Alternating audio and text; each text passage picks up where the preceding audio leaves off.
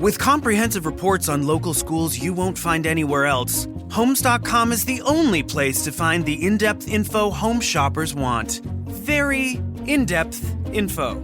Curious about where a school ranks in the state? Look no further. Percentage of teachers in their first or second year? We've got it. Lowest student-teacher ratio? No problem. The best cafeteria lunch in the district for your 9-year-old food blogger? Would it surprise you if we said yes? Homes.com. Ding dong. We've done your homework. This episode is brought to you by Progressive Insurance. Whether you love true crime or comedy, celebrity interviews or news, you call the shots on what's in your podcast queue. And guess what? Now you can call them on your auto insurance too with the Name Your Price tool from Progressive.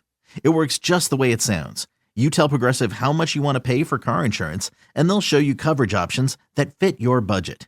Get your quote today at Progressive.com to join the over 28 million drivers who trust Progressive. Progressive Casualty Insurance Company and Affiliates. Price and coverage match limited by state law. Coming at you live from Auto Trader, here's New Car Energy. There's searching inventory. You can make a budget for your wallet to help you succeed. It's smarter car shopping just for Find you. your next ride at autotrader.com, powered by Auto Intelligence. Unfortunately, what you're about to hear is real. The members of this radio program are simply not that bright, or what some people would call educated. They are merely stupid. They're not trying to offend anyone on purpose. And all have played doctors on TV. You have been warned and are cordially invited to join the party. This is the men's room. Forget it, man, and get with the countdown. Get with the countdown. Shake this square world and blast off for Kicksville. The trippers, the grasshoppers, the hip ones, all gathered in secrecy and flying high as a kite. This is the men's room with Miles and Thrill. You know what they say, shake your radio more than 3 times, and you're playing with it. You're listening to the men's room.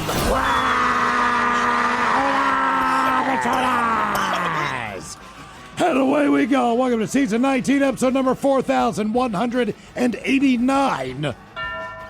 Along with Steve the Thrill Hill, the Ted Smith, and Mike Hawk. And you are the men's room. On tap today, a mysterious dealer's choice. Man Choice Friday. The return of Ted versus the FCC. Plus headlines, a bedroom shot of the day, fun listener emails, and everyone's favorite, TV Time with Ted. Clack, clack. All right, here we go. Husband comes home from work to find his wife breastfeeding a chimpanzee. Yeah. Meanwhile, when you throw away your kids' comic books, you might not get away scot-free. Man who decided to sail into a hurricane with his dog is shockingly rescued at sea. A woman trapped in car during a hurricane is Fox News' latest interviewee. And a buddy goes to pick up his drunk friend at a bar, while also hammered. Sure, you can guess the rest. That is all coming on today's very special episode of The Men's Room. And now, here's the question. Hola, bitches. Good day to you and yours. All right, on yesterday's show, we covered the story of a flight that was diverted because a mouse jumped out of a passenger's airline-provided meal and then disappeared somewhere in the cabin. Not an ideal situation, but is that a reason to divert a flight?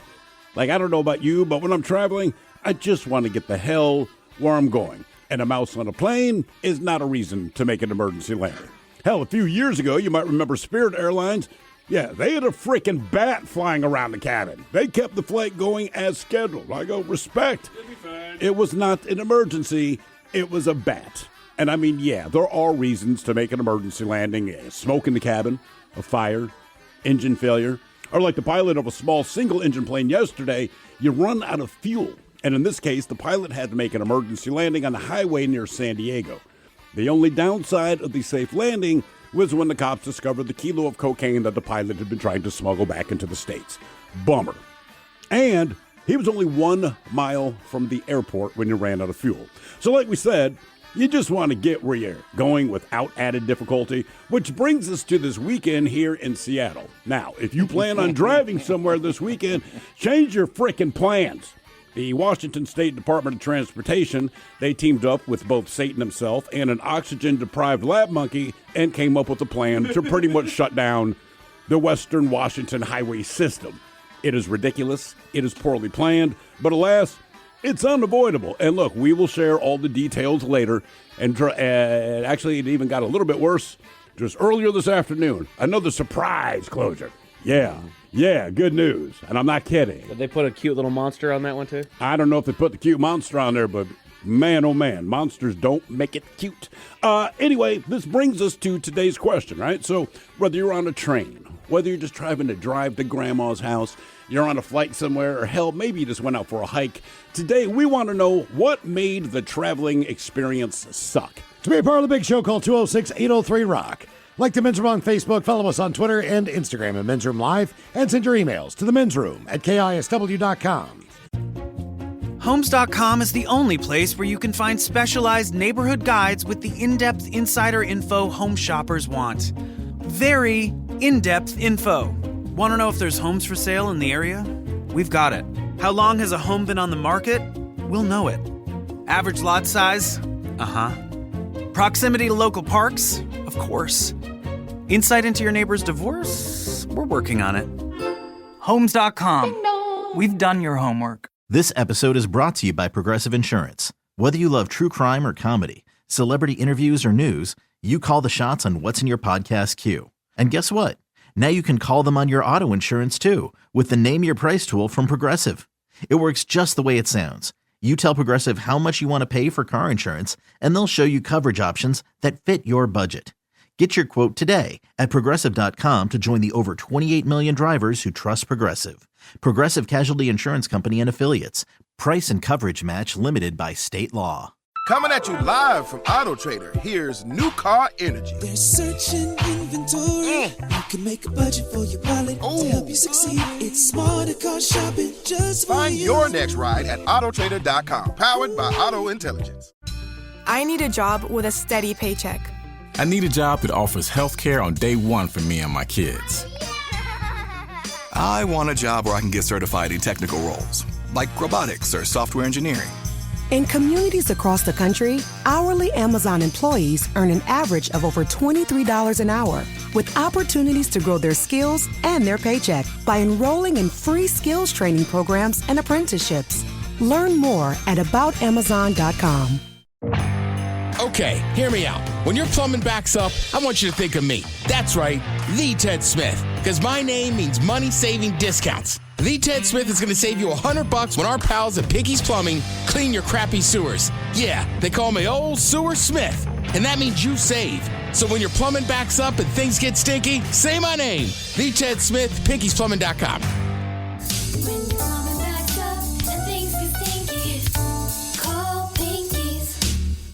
The debauchery rolls on. You're listening to The Men's Room with Miles and Thrill. 99.9 KISW. Oh, but tell us away we go.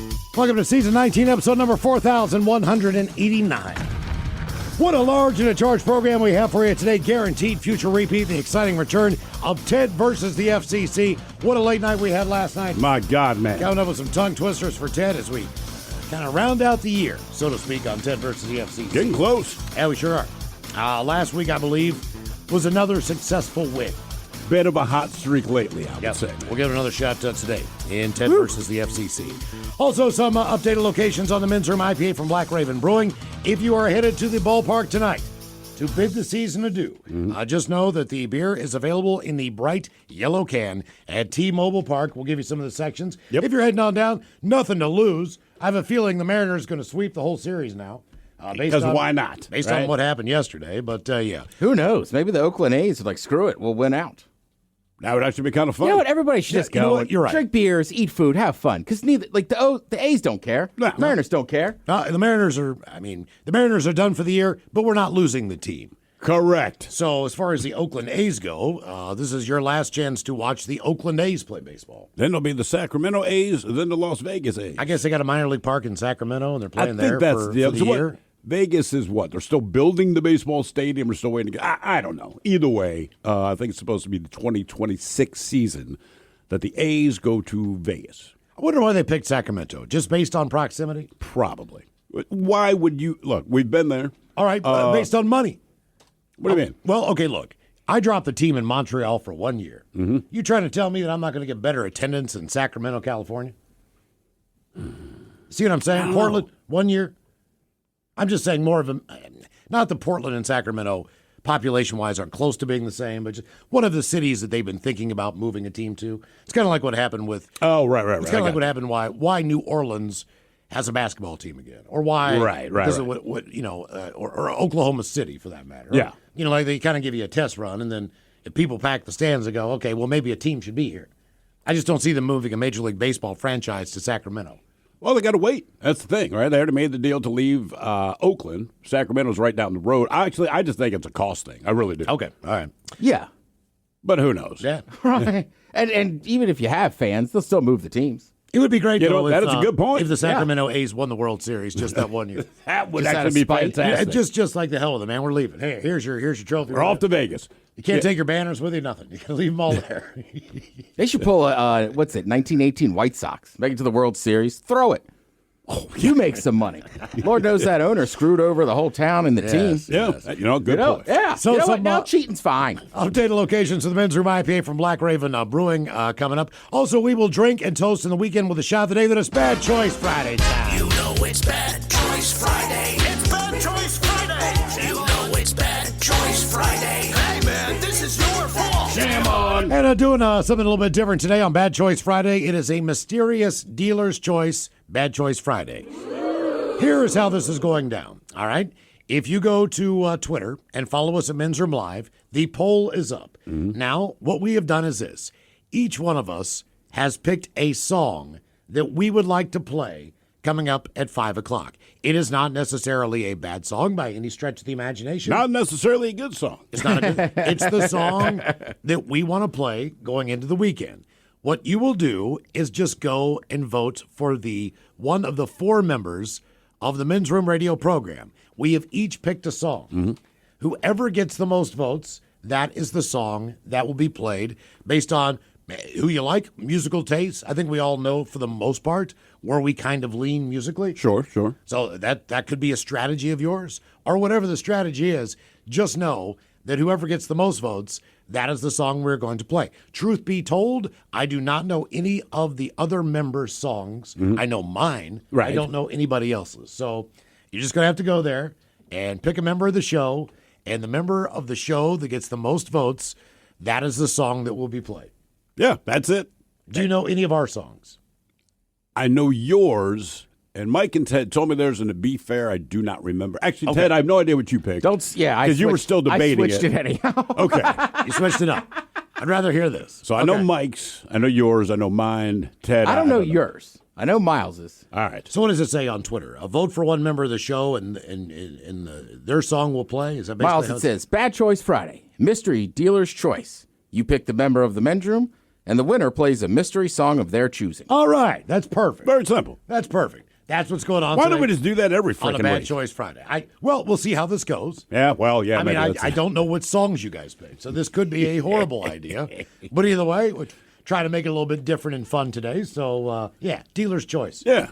On Bad Choice Friday. But vote now. If you follow us on Twitter at Men's Room Live, we will keep you updated as far as the tally goes and who is winning the popular vote throughout the show. Sure. The All right? tally. That's about as much as we can do because, again, don't know the songs. So the return of Ted versus the FCC, a mysterious dealer's choice, Bad Choice Friday. And today on the So Positive Friday, we're going to talk about travel. And as you have probably heard, this might be the worst weekend since we've been here, or the worst few days to travel, period. Now, planned drive. Yes. Now, I don't know if you guys are, it just seems like this.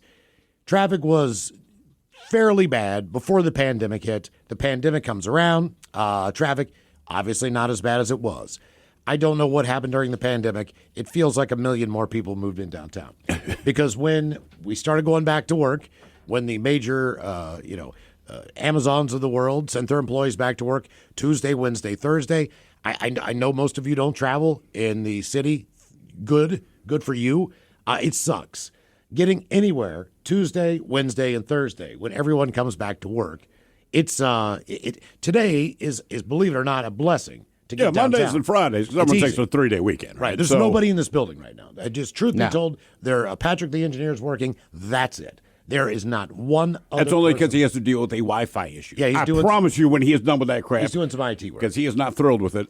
He will be out of here. And, like where I live right now, so they've been working on the light rail for 8,000 years, and they opened the 2 northernmost stops fairly recently. But the stop closer to me still not open yet. So basically at the dead end of my driveway, you used to be able to make a left to get out of there, which is much more convenient for us. But you can't. And I have no idea why the road is still closed off. But then they just think they're not opening it. They finished construction on 2 houses directly behind my house. So while they were doing the light rail, they have all their crap kind of blocking the driveway and all this thing. Now they have finished construction on the houses. They have not finished the light rail, but because of the 145th Street exit, was that 179, 180, whatever. Either way, all of that gets diverted to my street now as well. So basically, even just when I leave work, take the express lanes, generally no problem. You get to about Northgate, and it always plugs up a little bit there. I get it.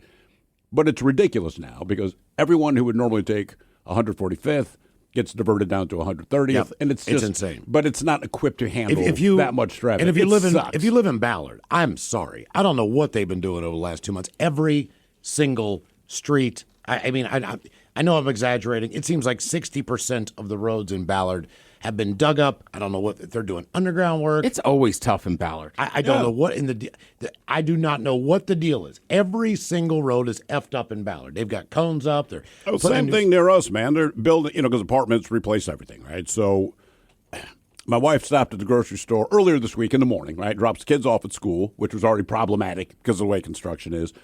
She got home. She is just pissed. And I'm like, what is up? And I cannot say word for word what she said, but she was explaining to me in very colorful metaphors about the construction across from the grocery store, but also they took up part of the grocery store parking lot to accommodate the construction vehicles, blah, blah. It is amazing to me. There are so many freaking orange cones in my neighborhood now. It does not matter what direction you go. Everything's like one. It just sucks. Right. They've been building an underground sewage tunnel from about Gasworks Park, Stoneway, all the way down to Leary on your way to Ballard and Fremont. Fremont has been so effed up traffic-wise, you cannot get anywhere. Yeah. You cannot. The roads just stop. I mean, if you're trying to get in the PI, it's closed. The roads are closed, and I know the area, so I know how to finagle my way around it, but everyone else does too. But I mean, you're really going through residential neighborhoods. There's no easy way in and out of that area, period. No, there's not. So anywhere right now. We'll give you some of the other closures. This one you need to know about, as we brought up Ballard there. The Ballard Bridge will be closed this weekend for maintenance. They just announced it today. And preservation work, which could cause backups and delays, they say. The Seattle Department of Transportation said the bridge will be closed beginning tonight at 7 o'clock. 7? 7 o'clock this evening. Get your ass home if you are traveling into Ballard. Please, way before 7. This is great timing because on a Friday night, nobody's trying to go out at 7 p.m. I'm sure everyone's home. No. They will open the bridge Monday morning at 5 o'clock. They're going to close the Ballard Bridge over several weekends in September and October. The maintenance work will include replacing worn expansion joints as part of the paving and safety project. The bridge closure will add to the other road work being done. They urge drivers to use alternate routes. Like what? Instead of swimming across the canal, like the Aurora Bridge. Ballard Bridge will remain open for pedestrians and bicyclists, so they'll keep the sidewalks open, but the bridge itself will be closed to automobile traffic. Also, the bridge will be closed October 4th weekend, so the next weekend, from Friday through Monday morning. Also, the October 11th weekend, from Friday to Monday morning, and then the following weekend. So the bridge is going to be closed basically for about a month straight on the weekend only. Yeah. On the weekend only. That's the Ballard Bridge situation. All right. Now, the bridge is over. As far as the rest of it, the Washington State Department of Transportation is warning drivers of numerous substantial closures coming to Western Washington this weekend. And I do love listening to the radio. I flip around the dial and other radio stations say, these are the important closures that you need to know about it. And beware here. Let's just talk. This sucks. This sucks. This is the stupidest crap ever. This sucks. That's how they report it. This is the suckiest suck that ever sucked. The closures could be a monster for drivers if they don't prepare and map out their weekend travels. How are you supposed to map crap out when everyone's being diverted different places? I guess get on the Waze app because people seem to update that. Yes. Maybe that's. Well, I think they're just saying, hey, maybe look up alternate routes because most people will forget and just get on the same damn highway. All right. Those traveling across Lake Washington on State Route 520, north on Interstate 405, south on SR 167, or on I-5 through Tacoma, 5 and Federal Way, plan ahead for substantial closures this weekend beginning tonight. The westbound 520 off-ramp to Montlake Boulevard, my God, they've been working on that for 8 5 million years. Yeah. And Lake Washington Boulevard will be closed nightly from 10 until 6 in the morning on Monday, September 23rd through Thursday, September the 26th. We're in the midst of that, so that's already over. Okay, thank God. The SR 520 floating bridge and the SR 520 trail will be closed in both directions between I-5 and 92nd Avenue. Oh, good, because no one uses that. It is the world's longest, widest floating bridge. It is. And with the least traffic this weekend. That closes tonight at 11. It'll be open 5 a.m. on Monday morning. They're working on lighting and the fire suppression system under the new Montlake lid, so to speak. I-5, both directions of I-5 between 18 and Federal Way and 54th Avenue East and Fife will close overnight and then Saturday nights as well. Northbound lanes will close by 10:30 tonight. The southbound lanes will close by 11 o'clock. Lanes will be opening at 7 a.m. on Saturday and fully open by 11 a.m. Now we go to 405. Will be closed from North South Point Drive, Sunset Boulevard Northeast.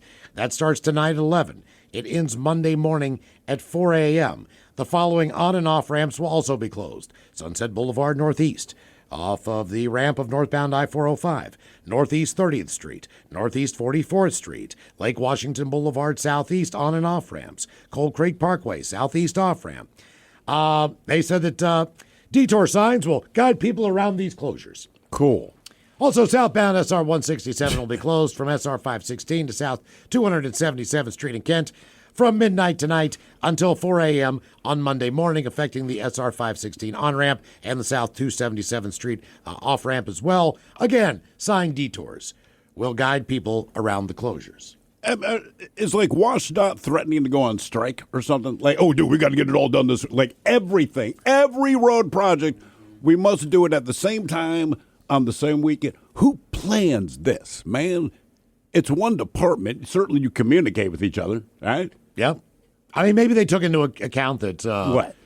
That they hate people? I don't. Maybe the what? Seahawks aren't in town this weekend. Huskies are not. Huskies aren't here. I don't know. I mean, the Mariners aren't worth it. Yeah, but they planned this before yesterday's final games. I mean, they could be in. Well, part of that stuff was supposed to happen. Then there was a weekend it rained. It rained. I knew that with the Ballard Bridge. But I think at some point you just go, screw it. Just do it all at once. Everyone's going to hate us. Right? Let's just do it. Right?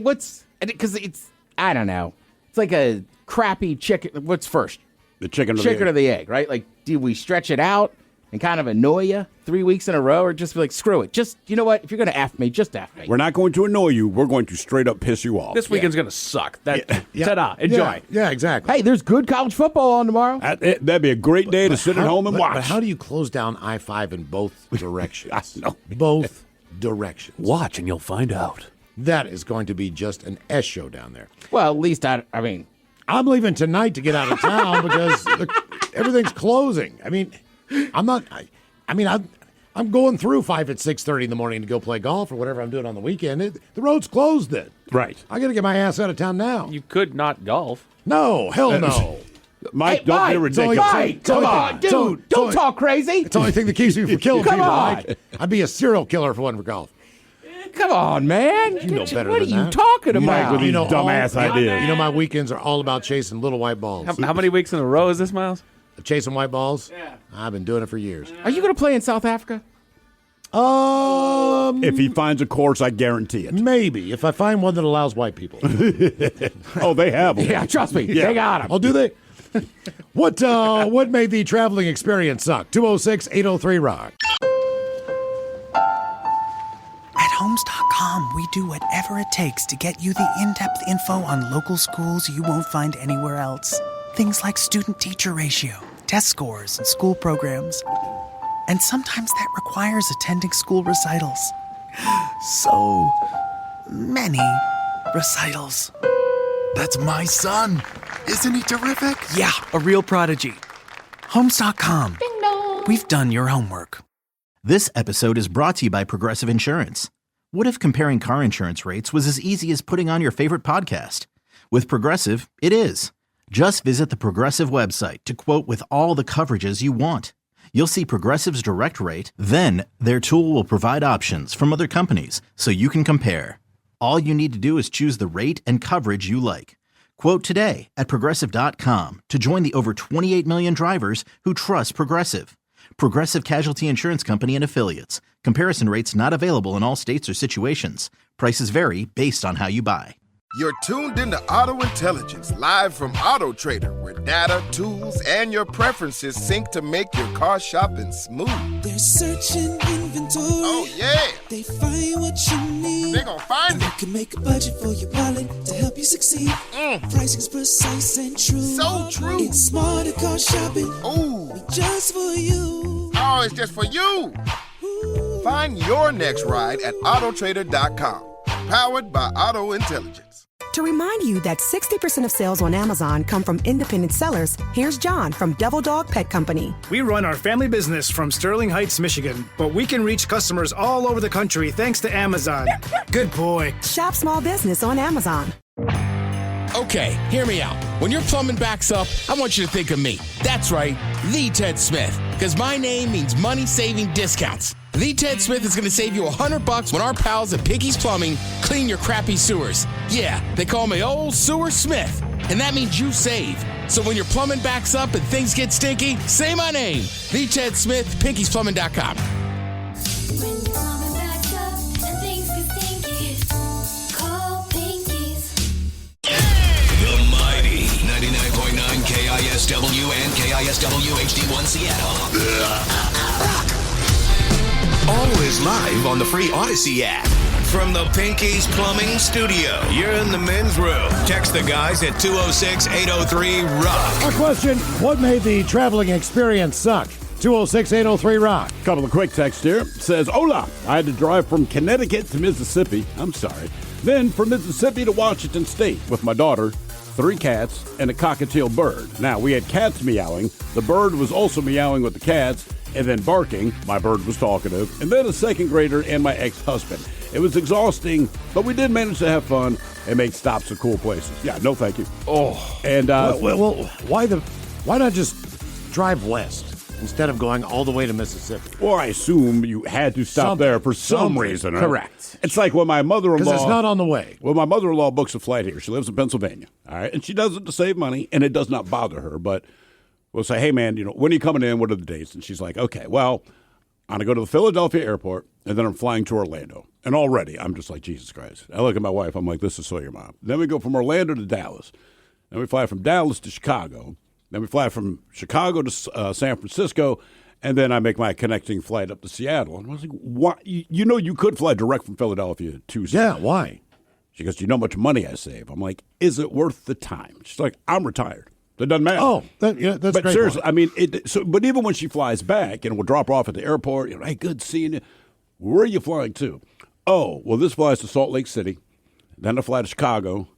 Then I fly to usually Charlotte, North Carolina, then up to Philly. And I'm like, it just shake my head. I'm like, you do what you do. Yeah. You save the money. It's just not worth it to me. Wow. That is Wow. All the time. But I guess that is a good point. If you don't have to worry about how your time frame, any of that crap. Yeah, I guess I'd be more apt to be like, screw it, I'll take some layovers. Well, she's a very patient woman. The thing is, it's not like her layovers are like we land and I got 45 minutes. She's like, well, it's a 6-hour layover here. Oh my God! But she's like, I have a buck, and to her, that is all she needs. It's Okay. just I'm like, all right. I can't say I would never travel like that intentionally. Maybe I have to retire and see what that's about. You might be able to drive and beat her home. I know, no kidding. It is unreal. Every flight. What made the traveling experience suck? 206-803-ROCK. Hello, Willie. Welcome to the men's room. Boo, yo, ladies. Boo. So, real quickly, side story. Did you guys know that Portland is contemplating and looking at building a Major League Baseball stadium down there? Okay, I keep hearing that, But to me, if you're going to make that move, then you have to have some background deal already in action before you spend $400 million to build a stadium for a team you don't have. Sure. Yeah. Well, I guessed and assumed the same thing. I mean, there's got to be balls in motion. No pun. Maybe they could play in the pickle. pickle. They might be able to play in the pickle park, and just see, are people going to show up? Well, I mean, that's like a high school stadium. Yeah, dude, is it small? It's tiny. Okay. You could definitely, if you can't sell out the pickle park with a Major League Baseball team, then you I know. I don't think they call it the pickle park. I know they don't call it the pickle park, but I'm not sure the name. Boy, you want to talk about a traffic nightmare as well? Portland. Yeah, Portland sucks. Oh my God. The local Willie Weekly magazine down there, they have a diagram where they kind of put other Major League Baseball stadiums in the space that they're proposing for this, and it's right on the train line, on the mass transit line for that waterfront, river waterfront. Oh yeah, I know where you're at. Okay. Hey, the paper's called the Willie Weekly? It's called the Willamette, but local the Willamette River. River. Right. All right. Ted and I just looked at each other, and Ted basically mouthed to me, "Do you want to ask? You want me to ask?" One of us has to. Yeah. So, so real quickly, I'll give up the air, but back on point. High school, me and a buddy of mine leaving Portland, going to the Columbia Gorge to George, see a show. On the way back, truck breaks down. This is when I still had my parents' AAA. All right. And it was on a weekend, Sunday afternoon or whatever, and there was nothing else to do except call for a tow. And AAA, I don't know, at least they used to, you get 100 miles per tow.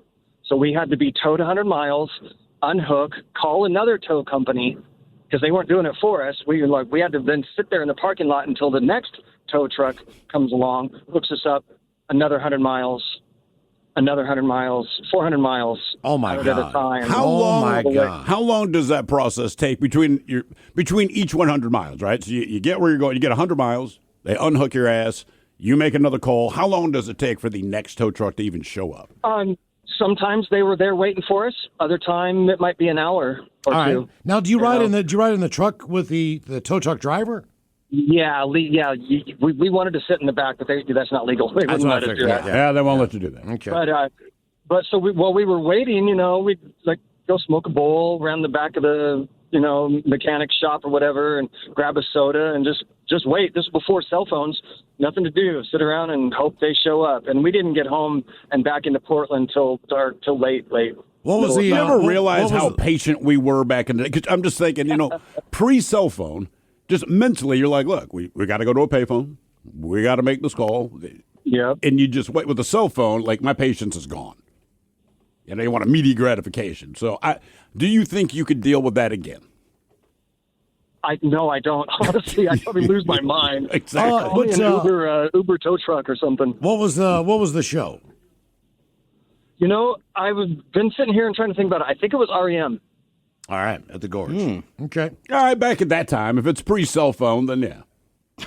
I'm just saying, if cell phones existed, I'd have made fun of you. But yeah, pre-cell phone. I can't imagine.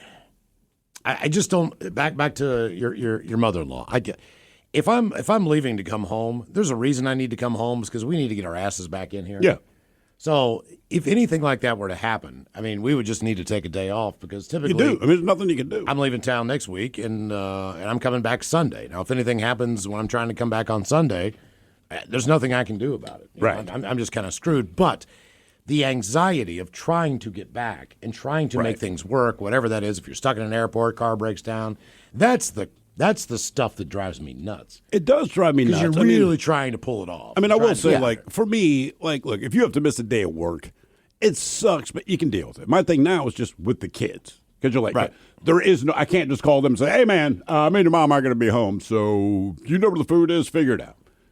That's the worst part. It's like, crap, man, we have to get back for this. But we have had some flight delays where we're like, guys, we're not going to get home in time for you to get back to school on Monday. And they basically stand up and cheer. That's the greatest news that they can ever hear. It's like, but how long is the flight delayed? I'm like, man, we're going to get in at 6:30 in the morning. We didn't plan. They're like, all right, no, don't worry about it. It's good. And they are the best behaved kids in the airport at that point. Yeah. It's just like, yeah, good for you. I was talking about riding in a tow truck, man. When we were in Delaware, not this summer, but 2, 3, 4 summers ago, whatever. We rented a car, the Jeep Patriot. All right. And It was driving fine. We are now on the way to Delaware. We're in Delaware, but we are on our way to the beach, and that drive kind of sucks just based on traffic because it goes down to like a 2-lane highway with traffic lights. And if you're in Delaware, you always tell this story, but like it's Saturday morning too, right? Oh yeah, so people got to imagine the crush of people. Everyone is headed to the beach, right? And there's bigger highways, but this part of the story is that it's like a 2-lane road with lights, and there's nothing you can do. Yeah. There's just nothing you can do, but. It's fine. So we're trucking along, and we'd all driven from the in-laws' house and packed up all this food, all this crap. Anyway, the car just stops working. Like, it just stops. We're driving. The car stops working. We got to pull over to the shoulder of the road, and then there's a steep, edge right off the shoulder, so there's nowhere to really stand. And then traffic on the East Coast. Like, these people drive real fast. So the kids are in the car. Keep in mind, now there's no air conditioning. It is about 95 degrees outside. The humidity is through the roof. So I get out of the car because I just need to express my frustration to the sky, essentially. So I just cuss my face off, just screaming outside, just to get it out of my system. Walk back to the car. The kids have that look on their face that says, we know what's wrong. So my son, he was like, Dad, are you okay? I just looked at it and said, I stubbed my toe. They both knew I was lying, but they knew, let's net up conversation. Then their hair's getting all frizzy, and they're just covered in sweat. Because then we have to call her parents, who were ahead of us. So they had to turn around, come back. They grab the kids. They go off to the beach house. Meanwhile, my wife and I, we have to wait for the tow truck. Now, here's the thing about Enterprise Rent-A-Car. They'll come and pick you up. Bull-ass. No, they will not. So we had rented the car from Enterprise, and where we are on the highway, we can see a sign for Enterprise Rent-A-Car. It's maybe half a mile away, but it's just across the freeway. There's no way for us. So we call them. We tell them where we're at. We're like, we are looking at your sign right now. Can you just pick our ass up so we can get a different vehicle and get to the beach? They're like, yeah, we can't do that. Like, you have got to be kidding me. Now, we also have AAA, so we finally called this tow truck driver. And keep in mind, by the time the tow truck shows up, we've been out there for 3 hours. Oh, my God. And we are hot and sweaty, and I don't care who you are. When you're just stuck in one place on the side of a freeway and it's that hot, like, you're in a bad mood. Oh, yeah. You could win the Powerball. You're like, cool, I won $100 million. I'm still in a bad mood because I am hot and I'm standing on asphalt. So this tow truck shows up. I cannot explain the size of this driver, but like his belly was massive. Anyway, he gets out and he's like, you guys called? Okay. My friends call me Slim. I said, your friends are goddamn liars. He actually laughed about that. He had to lift his belly over the truck when he was walking back to he hooks up our car. We get in the truck with this Suspenders? guy. He did have suspenders. A belt ain't going to cut the it, big, right? thick one. He is that guy, right? But big, Philly-looking guy, right? So we get in the truck. We explain our situation to him, and he's like, Enterprise? He's like, it's right there. We said, man, we know. They wouldn't pick us up. He's like, all right, I got your back. I don't know what that means at the time. We finally get over to Enterprise. We pull in, and he drives in through the exit-only side.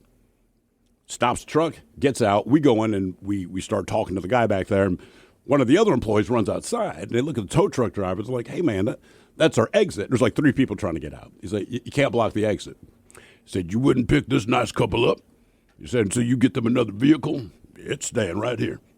Oh, and nice. Sure enough, wow. He wouldn't budge, man. So naturally, they get us a car within 2 minutes. I mean, it was like the fastest you've ever done anything. So I want to get this guy the hell out of the exit. He gets out of the way. I walk up to him. I'm like, hey, man, thanks, man. You didn't need to do that. He's like, nah, man, they're a-holes. F that, blah, blah, blah. And I'm like, well, thanks again. He's go, well, hang on 1 second, man. And he hands me this little card. If you could just fill out the survey here and let them know. Oh, yeah. No problem. I'm like, oh, yeah, you're going to get a 5-star review, my brother. What made the traveling experience suck? 206-803-ROCK. Hello, Christian. Welcome to the men's room. Hola. How's it? Experience sucked. Me and the wife got married. We're coming home from the honeymoon. We already spent 6 hours traveling. We had we landed in Texas to come up here in Washington. And there is this guy that gets on the plane with us. He's in front of us. I don't know if he's detoxing, he's hungover, or what. But we get on the runway, and this dude is throwing up in his throw-up bag. Oh. And then, not only that, I don't know whoever was with him, they started doing it too. Were they throwing up because he was throwing up, or do you think they were both on the same thing?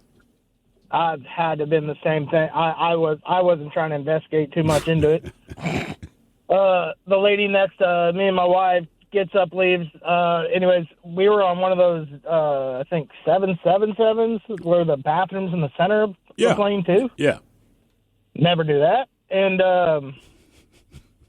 we're right next to it. I'm thinking this is convenient and as all heck until I realize this. This guy is now going to the bathroom, and he diarrheaed himself once we took off. Oh, no.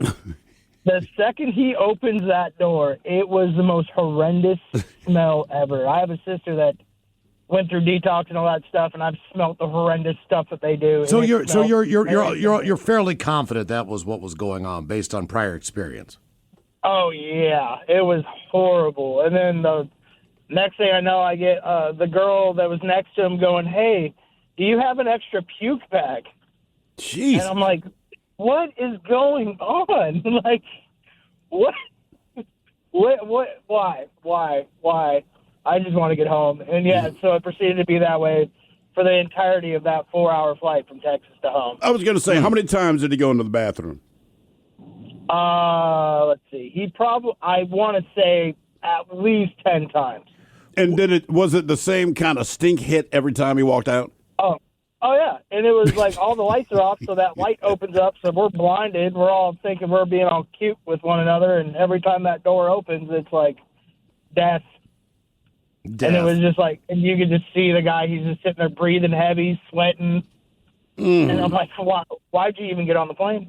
Yeah. How were the attendants with him? As far as, were they trying to take care of him, or were they just like, he's too far gone? Well, the one attendant thought he was with me, and I'm like, I got nothing to do with that. Oh, no. She came up to me, she goes, what's wrong with your friend? I'm like, he's not my friend, and I would like to know, too, type of thing. And they were trying to get him almost like, because we were still on the runway when it first happened, and, you know, you're not supposed to get up, and he's already running to the bathroom, and so they were trying to see if they needed to delay the flight, which had already been delayed 3 hours. Oh, God. And it was just like, and he just proceeded to do that for the entirety of the flight, and then, yeah, it was... All right, Kristen. I got complimentary drinks out of it, but that's about it. You did get complimentary nice. drinks. Well, and you could fart anytime you wanted to, and no one thinks it's you. It's this guy.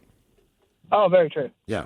I mean, you got to take the positive. So I'd be like, I need. If you didn't let one rip. If I gotta smell that, man, I always feel bad. Like, I don't poop much on a plane, but when I do, that means it's very bad, right? It's like you said, you don't want to play an away game and certainly take a poop in an airplane bathroom. But I was saying, you take a poop, it is what it is. And I always hate it. You open the door and there is someone just standing there waiting to go in. And it's like, I know now for the rest of the flight, they're going to be mumbling horrible things about me until we land. I still courtesy flush on a plane. I know I could get my boy sucked down in there, but I was going to say, man, I still give it a flush. Do you remember that lady years ago? I don't know if I have or not because of the fear. I think I might kind of stand up and flush. If you're going to courtesy flush, get your ass off of the seat. There was a woman years ago, and she was a bigger carriage, but she basically made a vacuum seal around the top of the seat, and when she basically courtesy flushed, it sucked half of her crap out. She survived, right. But I mean, kind of turned the sock inside out. So but after hearing that, I'm like, man, oh man. Yeah, I think the only time it's rare that you got to poop on the airplane. Yeah. But it's either got to be like a super long flight or when I went down for the national title game, I mean, I had to board a flight at 6 a.m. So, I mean, it's just run through the airport, get on the flight, and within, I don't know, as soon as you get in the air, it's like, oh, I gotta do this. Yeah. What made the traveling experience suck? 206-803-ROCK. Hello, Israel. Welcome to the men's room. Hey, guys. How you doing? Hola. Doing well, man. Positive Friday. Hell yeah. Yeah, that's true. Positive. So I was driving from Linwood to Murray, Kentucky for my first dive job, just graduating dive school. And that's where they send you, huh? Murray, Kentucky. What are you diving the Ohio River? What? Yeah, all those rivers right there is where the company did all their stuff. All the tugboats up and down there, okay. They break loose a lot, and so they get beached or they suck something up in their wheel, and you got to go down there and burn it out and all kinds of crazy stuff. Okay. So I'm driving out that way, and I get into the wonderful state of South Dakota, And they decided that they were going to put their highway going both ways, east and west, were one lane only. Oh, no. And so I'm on a deadline to get to show up at this company to start my job, right? And I have almost no cell service. I'm stopping every chance I get to try and call and be like, hey, I'm running late. Here's the deal. And I am just sweating bullets because I don't know what I'm going to do. I need this job. Yeah. Thankfully, I finally got a hold of one of them from the only gas station that I found that actually had a payphone still. And I happened to get some change, called them up. They were like, we totally get it. No problem. Get here when you get here. Just be safe. Well, thank God for that. How long did it take you to get there? Yeah, well, it was supposed to take me like 16 hours. It ended up taking me about 32 or something like that. Nope. See, bad mood. Yeah. That's not that 32 hours is the worst, but if I have to spend twice as much time doing something as I projected, I'm pissed. What'd you think about living in Kentucky for a few weeks there? Oh, I liked it. I'm originally from the Midwest, so, hot, humid. Everything that can hurt you is in the Midwest, like poison spiders and stuff. I was like, cool, I'm back home. Giant bugs. Yeah, I tell you what, man, some of the most underrated barbecue I believe that I've ever had was in Kentucky. I can believe that. They just have a different style. They have a Covington-style barbecue, which is more of a thinner vinegar-based tomato sauce. Yeah, that's what I was... Kind of more of a mop sauce. That's what I was saying yesterday when we were during meat and potatoes. Like, there's the 4, main sections, but there's so many subsections now. Yeah. And look... You're in the South or in Texas. I've never eaten barbecue in Oklahoma. I'll go on a limb and say there's probably good barbecue in Oklahoma. Yeah. What made the traveling experience suck? 206-803-ROCK. Hold up, we got one play. Everything we work for comes down to this. Quick question. Speaking of workouts, how would you rate your athletic program? Bro, we're in the middle of the state championship. Oh, so like a B+ then? Dude, get out of our huddle. Well, at Homes.com, we leave it all on the field to get you detailed information on local schools. Off the field. Off the field. Copy. All right, go sports. How'd he even get in here? Homes.com. We've done your homework. This episode is brought to you by Progressive. Most of you aren't just listening right now. You're driving, cleaning, and even exercising. But what if you could be saving money by switching to Progressive? Drivers who save by switching save nearly $750 on average. And auto customers qualify for an average of 7 discounts. Multitask right now. Quote today at Progressive.com. Progressive Casualty Insurance Company and Affiliates. National average 12-month savings of $744 by new customers surveyed who saved with Progressive between June 2022 and May 2023. Potential savings will vary. Discounts not available in all states and situations. Coming at you live from Auto Trader, here's New Car Energy. They're searching inventory. You can make a budget for your wallet to help you succeed. It's smarter car shopping just for Find you. your next ride at autotrader.com. Powered by Auto Intelligence. To remind you that 60% of sales on Amazon come from independent sellers, here's John from Devil Dog Pet Company. We run our family business from Sterling Heights, Michigan, but we can reach customers all over the country thanks to Amazon. Good boy. Shop small business on Amazon. Okay, hear me out. When your plumbing backs up, I want you to think of me. That's right, the Ted Smith. Because my name means money-saving discounts. The Ted Smith is going to save you $100 when our pals at Picky's Plumbing clean your crappy sewers. Yeah, they call me Old Sewer Smith. And that means you save. So when your plumbing backs up and things get stinky, say my name. The Ted Smith, Picky'sPlumbing.com.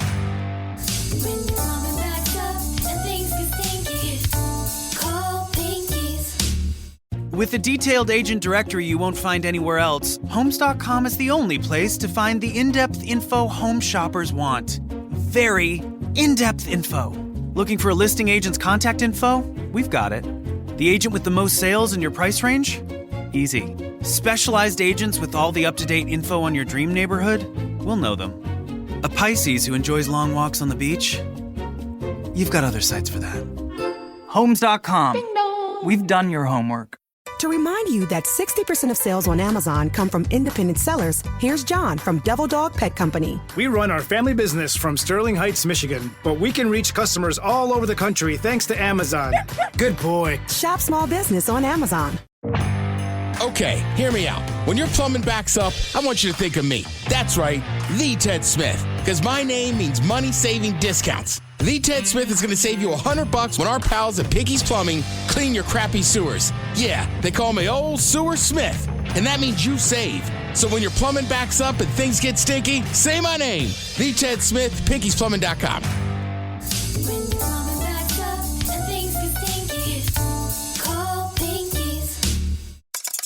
99.9 KISW. The shenanigans continue. This is the Men's Room with Miles and Thrill. Coming up, we will drink and toast in the weekend with a shot of the day. Then it's Bad Choice Friday time.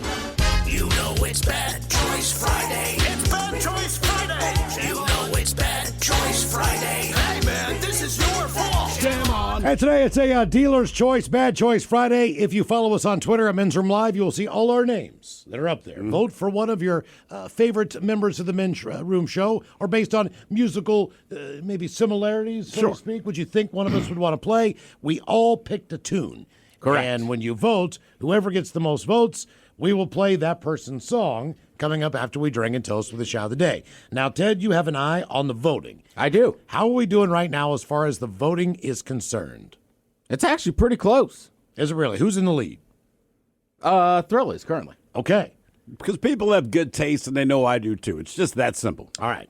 So vote for your favorite member. Ted, you look whatever. convinced that that's true. Yeah. Well, I was going to say also, it's the one that runs the Twitter. Anybody that says I'm voting for anybody else, I just say boo. You suck. Yeah. So vote for a member of the Men's Room program, and whatever song that each of us have picked, that is the song we are going to play at 5 o'clock, which will be a surprise to us too, as we do not know the other songs that the members have picked. So mine is not in my normal ones I would pick. But I don't. You like rap. You like country. You like everything. You like rock. I mean, I'm just like, it could be any freaking thing with you. I don't know. Yeah. Mm-hmm. Yeah. What with an American classic? I think it's going to be like dance stuff. Yeah. You said an American classic. Yeah. Mm-hmm. Sounds like Bon Jovi, but I don't know, man. I don't know with you. Like Swedish House Mafia or something, you know? You know what, Miles? I almost went Avicii. All right. Okay. You're not wrong. All right. Our question today, what made the traveling experience suck? This one sure did suck. Hippos, they say, are seeing somewhat of a popularity boost lately thanks to internet star Moo Ding. Because Moo Ding is a baby hippo. Yeah. But one she hasn't British killed tourist anybody yet. will probably be fine if he doesn't see one for a while. The BBC reports on a trip to southern Africa. And a guy named Roland Cherry, he took this vacation in Roland Cherry. Okay. He's not a porn star. He is actually a person. He took this trip in June with his wife that included a guided canoe safari on Zambia's Kafu River. The couple were floating down the waterway when a hippo slammed into their vessel, much like a car crash, according to Cherry. That's when the canoe reared up in the air, tossing both Cherry and his wife into the water. Now, Shirley Cherry. That's her name. Shirley Cherry. Roland Cherry and Shirley Cherry. Come on. Shirley Cherry somehow managed to get to shore, but her husband's shoulder had dislocated, making it hard for him to swim with just one functional arm.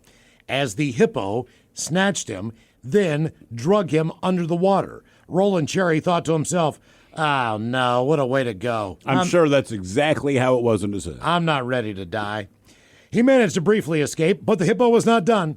I was grabbed again and thrown through the air like a rag doll, adding that the final hurl put him closer to the people on a nearby boat, who ended up being able to pull him to safety. The BBC notes that Cherry found out later Hippo had a young calf, so the mom was protecting her calf. In addition to a dislocated... It's a hippo. It's a hippo. She was just being a hippo. Mm-hmm. She happened to have a young calf. In addition to the dislocated shoulder, Cherry was also hurt on his thigh. He suffered a 10-inch wound on his abdomen. A lucky break, considering nurses at the hospital he was taken to told him they'd never met a survivor of a hippo attack before. The couple are now raising money for the hospital as thanks for tending to him. They've given me a second chance at life. I need to give it back. He's hoping to raise more than $25,000 so that the hospital can buy new medical equipment, per The Guardian. As for his newfound nemesis, Cherry tells the BBC, I don't hate hippos, despite one attacking me. All right, let me ask you this, Miles. Now, I know toward the end of the year, you plan on visiting your daughter over there in Africa, and one of the things that you plan on doing, you even said yesterday, it's like a once-in-a-lifetime opportunity, actually go on safari. Yeah, I'm going to do that. Okay, now, You explained some details about safari that are very, very, very important to follow. And a safari is a safari. But let me ask you this. If your daughter says, all right, we also have the opportunity to do a canoe. No. Okay, that's what I was going to ask. No. Because of the hippos specifically. No, right? not even that. The crocodiles. So you're going to go on the safari, but you will not do, if they said. No. No. Are you kidding me? Like 2 miles. No. I would not swim in fresh water in Florida. No, not you're in a canoe. I'm with Miles. No, I I do wouldn't safari. Hey, I'm not getting in a things canoe. are bigger in Africa. I mean, look. Yeah. Florida is Florida, and Florida's got some dangerous stuff. I would never swim in fresh water there. Nope. I would never swim or be in fresh water in Africa. You that have sounds. the opportunity, man. Once Yes, in a lifetime yes. opportunity, but just no. I don't need to see a crocodile that close, where I'm in its mouth. Man, I think it's the hippo. The story, and we covered this a couple of years ago, but it was, it was in Africa, and two dudes, it's like you and me, decided to go canoeing. They were from here. And we're following a guy. They were from Seattle. Okay. And this guy, and they're going down this uncharted part of the river. That's why they have a guide who is native to the area, and he kind of knows the river. They do not, but like anything, just follow me. I'll get you there safely. So just imagine, you're in your canoe with your once-in-a-lifetime experience, and then your guy, was it a hippo or was it a crocodile? Crocodile breached out of the water and basically took him in a Snatched second. his ass, and he's gone. It all right? breached the vessel. So they did not tip over. It picked him out, right? Went over the top with him, and he was gone. He's gone. The crocodile never came back up to the surface or the guy. Because he's got a meal. He took him to the bottom. I mean, he was gone in a second. So now, here you are. But you witnessed this. You witnessed this. You're in uncharted African river. What's next? This is why I don't want to go on the water in Africa. That is the story that keeps me out of a kayak, out of a canoe, out of a small boat. You've seen the boats that they have that are motorized with a big old Johnson outboard. Yeah. And a hippo. You a hippo and your Johnson. And a hippo comes flying up out of the water and starts chases swimming this bitch. and chasing a motorized boat. And the hippo is winning. Yeah. I mean, it's closing in on the boat. Why don't they have faster boats? Because your point is, I would every think- boat they put out there seems to be slower than the hippos. From my perceived knowledge of boating back in the day, the boat is at least going 30 miles an hour. Yeah, hippos are, in You spite of their you appearance. could definitely water ski on the back of that boat at the speed it was going. Well, so could the hippos, bro. You realize then you could water ski on the back of a hippo. You could. Okay. All right. Another question for you. You know they don't even swim. What are they, just leaping? Yeah. They're that big. Jesus. Huh. Yeah. So they're Is that why running. They're like running and Jumping. propelling themselves. That's a big, fat, agile animal. All right, so on safari, all right, do you know, is this one where you guys are walking around or are you in like a Jeep? I think it's a little of both. Really? Yes. How terrified are you going to be when you step out of this caged vehicle like, hey? Well, they're going to ask me a lot of weird questions about what I have in my backpack. I know that to be a fact. What do they think you might have in your backpack? Well, no, I'm going to bring food? like a laser pointer in case a lion tries to attack me. Yeah, of course. I can just do that thing, you know what I mean? And I have some salami. I might have some catnip that looks like weed. I don't know. I just, it depends on what's out there. I've got to figure it out. I do know, Ted, you know you can't wear certain clothing on these trips? On the safari? Yeah. There's a reason. I mean, I thought everybody, you just dress like you're on a safari. There's a reason for this. that. So you camouflage in? Basically, you want to look like the terrain. You do not want to wear a white shirt. You do not want to wear anything that's colors, red. You can wear dark green because that blends in. Sure. You can wear tan, khaki. That's it. That's basically all you can wear. But you said even your skin tone, black guy, white guy, Asian guy, it doesn't matter. You Like might long wanna, sleeves. Might want to sleeve up depending on how. Like if you're from Ireland and you're going on safari, you are white as a sheet. You need to wear a long sleeve shirt. You got to hit the Army Navy surplus store. Pretty much. Just also, it's 90, 110 degrees. 90 and 910. So that stuff isn't light, so to speak. I mean, that's like hard stuff, Well, Miles, maybe you made the right decision. Someone here says, I've been to Africa for safari. Absolutely F going anywhere near the water. So not even in the water, just don't get near it. Well, that's where all the animals drink, too. Well, yeah. And that's the only time they seem to not be killing each other. Yeah, they're cool with that. They're cool in that one environment. But once you've quenched your thirst, like, okay, we get to kill each other now. Yeah, pretty much. It's kind of like morning, Ralph, morning, Sam. And I'm curious to hear how it goes, because the one thing I read this review is like Vanity Fair or something. This woman did a walking safari, and she's like, it's you pay attention to the guide. The only weird thing on the walk, she just said at one point, he just puts his hand up, like, shut up, do not move, and he's testing the wind, and he's like, okay, listen, I need you to follow me, walk exactly this path, because the elephants are in rut, and they're kind of like right over there, so to speak. But if the wind blows or changes direction and they get a scent of us, the way he explained it, they will continue to pursue us until they get us. That's one. But she said, all that's fine because you trust your guide. She did point out, didn't have a gun, he has a stick. But then they set up their canopy tents at night, okay? Everyone's tired, everyone's exhausted. And she said, it was the worst night's sleep of my life because there's so many nocturnal animals, okay? So she's like, you'll hear growling or mating calls and all that stuff. She goes, that's one thing.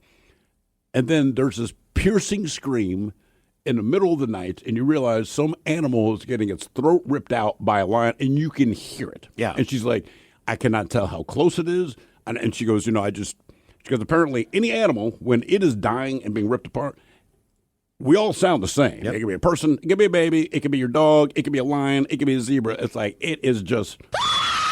And then dead silence. Right. And she's like, I did not sleep. There's all kinds of tips that they offer you as far as, okay, so all that dangerous stuff aside, what do you think the most dangerous thing is there that could honestly kill me pretty quickly?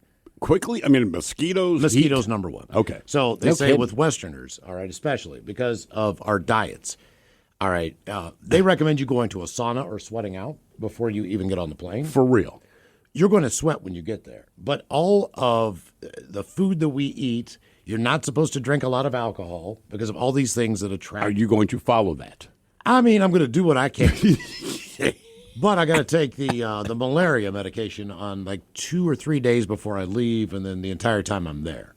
But the mosquito, there's bugs everywhere. Yeah. There's bugs everywhere. Like the flies that bite, and that's another thing. The colors attract bugs. Jeez. So there's a fly down there that'll take a huge chunk out of you, and it's attracted to the colors of your clothing. So you need to make sure it's not except tan. I mean, it's almost like you're on guard. I mean, no matter what you do, you're looking over your shoulder. You having any second thoughts about this? Absolutely. Okay. I mean, yeah. If she wasn't there, do you think I would fly down there for a week? Do mosquitoes usually bite you? Yes. Oh, see, with Steve, they don't like it. Correct. Like when They're racist. When Steve's house was needed to be fumigated because of all the fleas from those 2 cats. Those fleas ate me and you. They did not eat Steve. No. That's why he didn't care. Yeah, it didn't bother. They don't do anything. Because they didn't get on it. But as soon as we walk in the door. Why do you think that is? Look, I don't want to be bitten by bugs because no one seems to enjoy it. Like bees will sting the piss out of me. You don't taste good. I clearly do not. There's all this science behind why mosquitoes like some people more than others. Because they love my wife. Love her. She's the most delicious thing in nature. When you said that, that's what would scare me. Because do you get attacked by mosquitoes? Oh, if there's one around, it's like it finds me. Yeah. What made the traveling experience suck? 206-803-ROCK. Hello, Josh. Welcome to the men's room. Hola. Hola. What's up, guys? All right, Josh. I'm doing all right.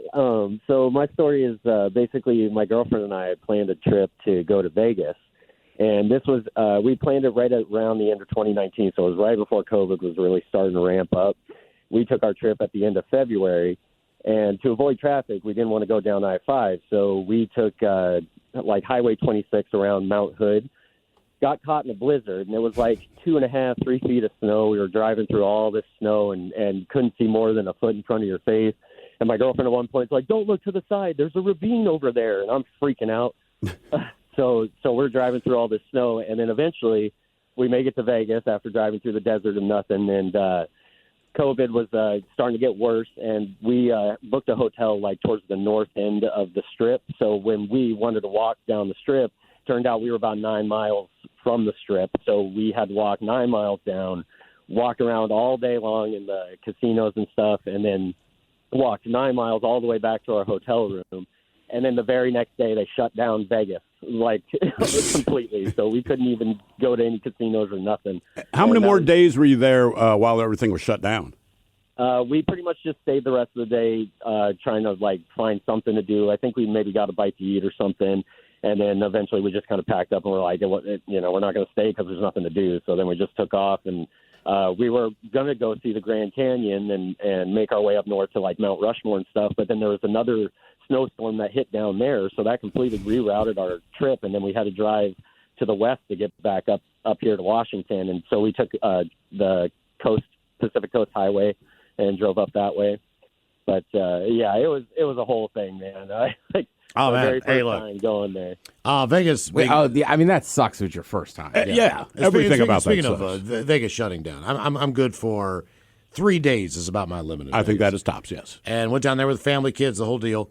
New Year's Eve, we went down there to watch some shows, and then there was a huge ice storm in Seattle. So it wasn't that flights weren't leaving Vegas; it was the fact that flights were not being allowed back into SeaTac and up into Everett, which is, I believe, where we flew out of. Okay. To go to Vegas, you couldn't fly back in town because we were looking for. Can we fly into Portland? Where can we? How do we pull this off? But it was a whole deal across the entire area. The day after New Year's Day, all right, we're supposed to fly back on New Year's Day. Vegas is still active. There's still stuff going on that day. There's football games on. People are still there, all that stuff. Now, the next day, I did not know this. This is Vegas's holiday. If you are an employee, if you work, if you are in shows, if you run restaurants, wait staff, whatever, this is your break. This is when you get time off. It's like clockwork. Oh, like January 2nd. January 2nd, until whenever they start ramping back up again, maybe the 15th.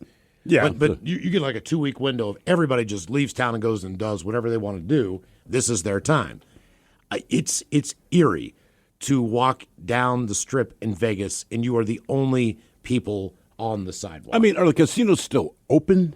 They are open. But there's just no action. Every single table is shut down if you're into gambling. Oh, well. I mean, you can do slots. There were a couple game tables. Yeah. Maybe one for each game where there's normally 10, 15. Yeah. So if you want to play Pie Gal, there's one table open. If you want to do poker, there's one table open. It was it was desolate. And all the restaurants that were the good restaurants, I mean, hell, White Castle was closed. Like everything was closed. Everything was closed. I mean, is that when you snapped?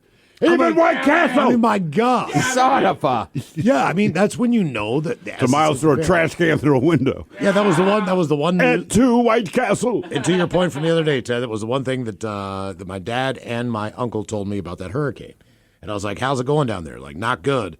Like, what do you mean not good? Like, well, it hadn't hit yet, but Waffle House is they're closed. Oh, now we're scared. Yes.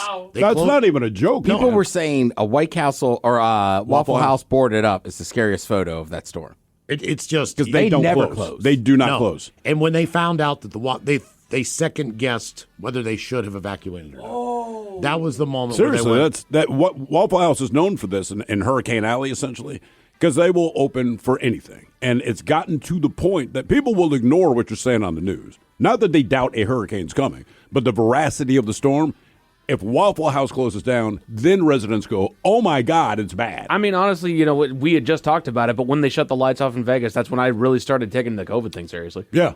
I mean, think about it. Okay, like they shut that down. The NBA, so we're not doing it this season. The baseball shut down that season. The XFL shut down mid-season. Like, all right, this thing. Yeah, what do they?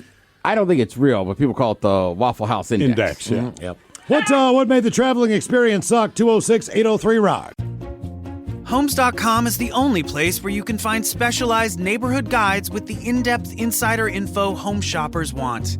Very in-depth info. Want to know if there's homes for sale in the area? We've got it. How long has a home been on the market? We'll know it. Average lot size? Uh-huh. Proximity to local parks? Of course. Insight into your neighbor's divorce? We're working on it.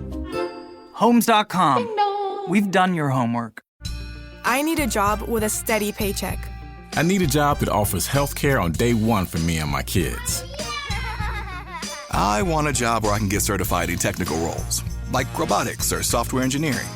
In communities across the country, hourly Amazon employees earn an average of over $23 an hour, with opportunities to grow their skills and their paycheck by enrolling in free skills training programs and apprenticeships.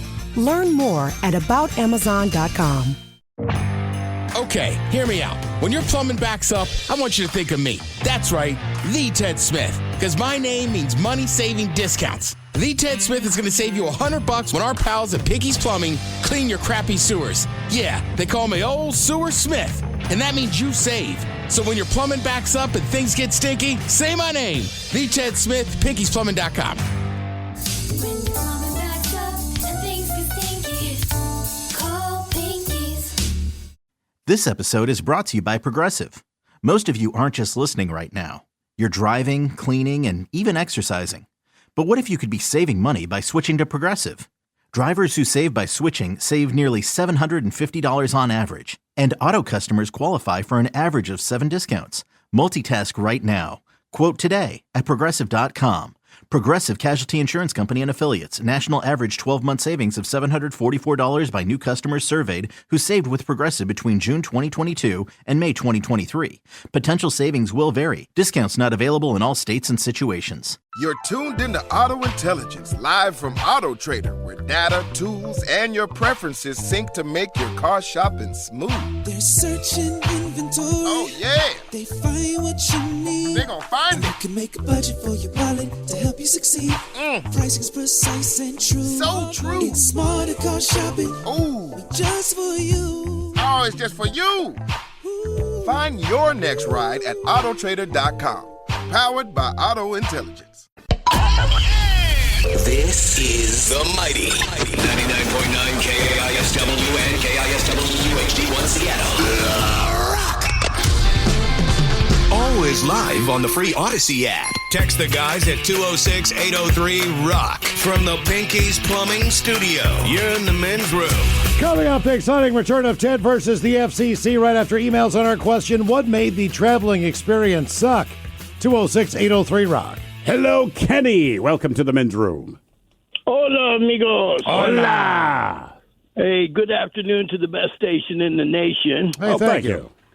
Hey, also, I got to give a shout-out to Steve Miggs, whose perseverance, resilience, and strength showed this morning. He's It a sure class did. act. It absolutely did, man. Yeah, I talked to him for a couple of minutes after the show today, and he said, look, two things. One, I found out an hour before the show, and I made the decision to do the show just to put some humor and lightness in my life, but also on behalf of him, to anyone listening, if you texted in this morning, you have no idea how deeply appreciated it was from him. And he was doing okay when he walked out of here. But like anything else, man, and this is not on that level, but true to a lot of things. It seems for a lot of people, for myself included, and obviously for Steve, when you're going through the worst things, sometimes the best thing you can do is just go to work, take your mind off of it for a little bit. Yeah. Because when you get back home, it's going to be there. So sometimes, in my mind, the best thing you can do is just try to clear your mind, and work's not a bad way of doing it. And credit to Miggs, man. He addressed it basically when the show opened, which takes a lot. That's a lot of stuff to share, man. Yep. Man, that was it. I was on this morning. I listen to you guys all the time. I'm old and retired, and good for you. You guys keep me occupied. Nice. Well, thank you. Okay, so real quick, here's the story. Wife and I went to Vegas 20 years ago, and 4 nights, right? And we do the little bit of gambling early in the afternoon. By 7, it's time to eat. And here's where I learned one of life's hard lessons. I ordered the captain's plate. And when you go to Vegas, a desert, you don't order seafood. Dudes, I spent by 2 in the morning, we ate about 8. By 2 in the morning, I'm on the toilet. Stuff is running south. I got a bucket in my hand. Stuff's running north. For 3 days this went on. I got so dehydrated. The guy had to pour me into the cab to get to the plane back. I'm laying on the airport floor till finally they got a wheelchair and wheelchaired me in the plane. And yeah, this was just pretty. My wife still loves that trip. And then it was kind of a bumpy flight back, so I'm kind of dry heaving because there's nothing in me. I haven't eaten for 3 days. And dude behind me ends up ralphing, and it was just, it was ugly, guys. Yeah. That flight back from Vegas, one way or another, is always it's never good. Yeah, food poisoning just adds but on. not with that on top of it. Oh, man, one of life's hard lessons, So, guys. did you get the seafood on day one, night one? Night 1 at 8 o'clock, and by 2 in the morning, it was over. The whole trip. Done. Yeah, man. You Did your wife not stay by your side, but did she kind of hang out and check in on you, or was she like, "Look, bro, there's nothing I can do. I'm going out." she's a keeper. We've been together 30-something years. That terminal, man, the last terminal, the Alaskan Airline terminal in the Vegas airport. If you're waiting and people are getting off the plane in front of you, pepping their step, everyone's happy, fired up, holding hands, Vegas, man, ready to go, walking off there, and everybody. There's not even a line to get on the plane. You know, you have those people standing around waiting for their section to be called and whatever. It was just like everybody's just like begrudgingly in their chair, like, oh, we got to get up. And people just slowly zombie walk down the ramp onto the airplane. And it's the quietest flight in probably North America as any flight leaving Vegas. Yeah, I told you, the first time I went, we were all like 21, and we're flying back to Maryland. And, I mean, there was 4 of us. I was the only one that didn't puke. All right. But, I mean, that plane, there was a line the entire flight for people waiting to puke. Yeah. What made the traveling experience suck? 206-803-ROCK. Hello, Bob. Welcome to the men's room. Hola. Hola. Oh, man, I got to give a shout-out to Mike Hawk here real quick. He's going to have a fun one today, I think. Oh, yeah. Yeah, so I'm a repeat call. This is about the pirate eventing that I called in a few years ago. This one was in 2019. We're gearing up 2 a.m. in the morning to head all the way down in Oregon, down in Sweet Home near Lebanon. And my truck just got a new engine replacement. And I'm pulling this 8,000-pound trailer fully loaded out in a caravan of 4 vehicles with like 14 people. We got to turn on my truck, and it just does not want to start at all. So now we're spending the next half hour, 40 minutes troubleshooting it, seeing if we can just get it to get on. I'm just like, I don't care. We just need to hit the road. And it turns out I'm just going to have to call. I called the tow truck. We had to spend almost 30 minutes waiting for that tow truck driver just to show up. While we're waiting on that, we have to pull this fully loaded trailer off of my hitch and put it on another one of our vehicles. And this other vehicle is just a dinky little Jeep Grand Cherokee that didn't really have enough power to really haul that thing. So we spent this whole 5-6 hour trip going like 15 miles an hour slower than we're used to. We had 5 people who were going for their first time. And the story gets worse. When we get there, we had like an entire 5 acres that's set aside for some camping area for a lot of us who, get our area pre-secured like a month or 2 in advance. That whole 5 acres of this entire park was closed off to us, and then we were having to camp in half the space we were originally granted. And that entire experience kind of sucked for a whole week. Did you have to drive with the Grand Cherokee back up? Oh, yeah, we did. I had to swap my truck out for a friend of ours for her, like a 1988 Oldsmobile something. And I had to drive that thing with no AC and 5 people in it. What happened to your truck, man? Did you find out? Yeah, turns out my AC compressor seized up, and that thing's on a timing chain on the crankshaft, so it didn't want to go, so the engine couldn't start. They called me when I got to the site. I was freaking out. It was like $7,000 that my mother-in-law had just paid to have this thing replaced just months beforehand. And it says, no, it's just the AC compressor is seized up. I'm like, good, cut that dang train off, and I'll come pick it up when I get back. Yeah, that's crazy. Dude, that sucks. That really was terrible. What made the traveling experience suck? 206-803-ROCK. Hello, Jay. Welcome to the men's room. Hola, Bicholas. Hola. Water and virgins. Sure. So this was just before COVID, man, and I got some kids back east with an ex in New York, so cheapest way, is rent a car and drive back east. I traveled a bunch when I was a kid with the family. So anyway, go pick up the rental car and start heading across, going in Idaho, and see this, one of the signs on the side of the road, the Bolos, and it said, looking for, keep an eye out, call 911, see if you see a silver Nissan Versa. And I'm like, man, I'm driving a silver Nissan Versa.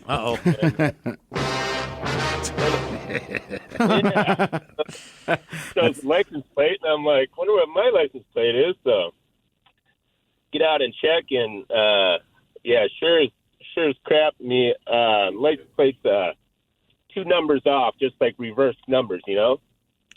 I'm like, what kind of alert was this again? Be on the this lookout. is a bolo. So like a parent had, and I think it was from Oregon originally, but he had ties to Tacoma.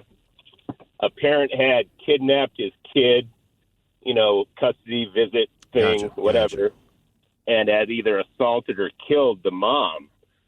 So, you know, this dad running away with his kid pretty much. Sort of matched my description, but then, yeah, almost same car with, like, license plate with 2 different numbers. So anyway, you know, I was like, all right, well, I'll just, you know, make sure to drive safe. And sure enough, man, like 2 hours into my drive, get lit up, state patrol. They pull me over. They don't even approach the car till another unit gets there. And, you know, they're approaching the car, guns drawn, yelling, you know, hands out the window, pop the trunk, toss the keys, you know, whole 9. They come up, and I tell them, they're like, hey, you know, there's a bolo out for a car. I'm like, oh, great. They're like, you're going far? I'm like, just cross country, you know. Keep driving. Like, now I'm in Idaho. Got pulled over in Idaho, same exact thing. How long does each stop take before they can clear you? Oh, the first stop was about 35 minutes, honestly, because they didn't even come up to the car until, like I said, the second unit got there. And then, like, the second unit gets there, I'm like, what's going on? And they're not allowing traffic to go by or anything like that, you know what I mean? So they're blocking off part of the interstate, you know, the highway. Then the second one, a little bit less. And then, like, by the third time, I don't know, I was probably in Montana by this time.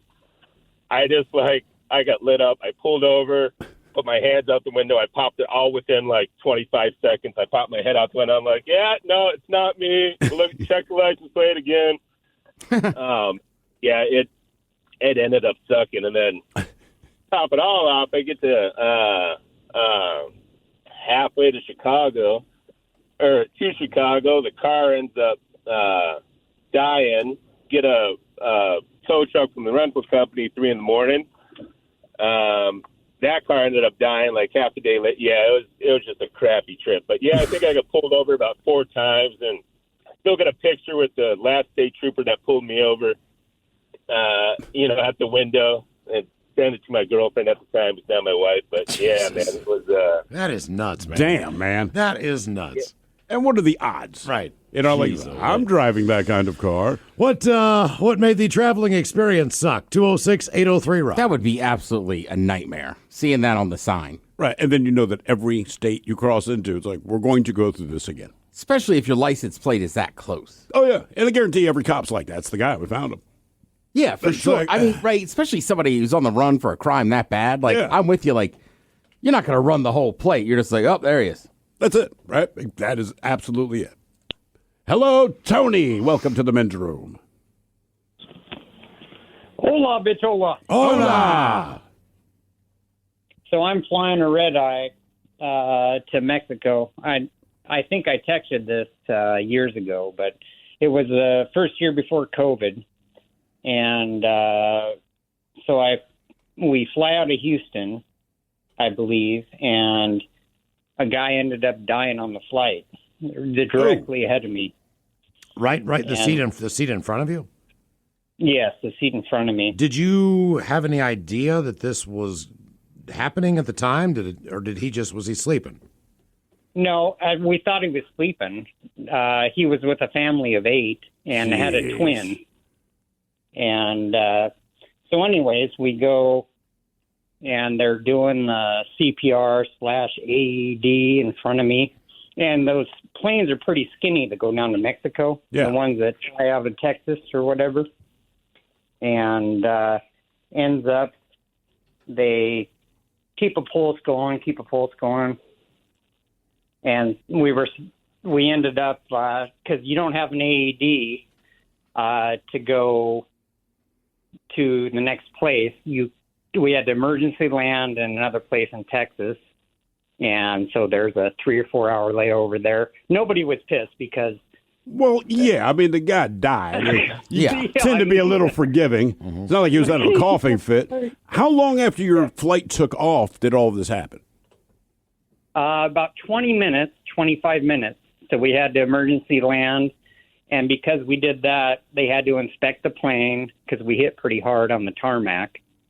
And so that was a 3 or 4 hour layover. And then we had to fly back to Houston. Oh, God. Because, so I was supposed to be in Mexico at 11, and I got there at midnight.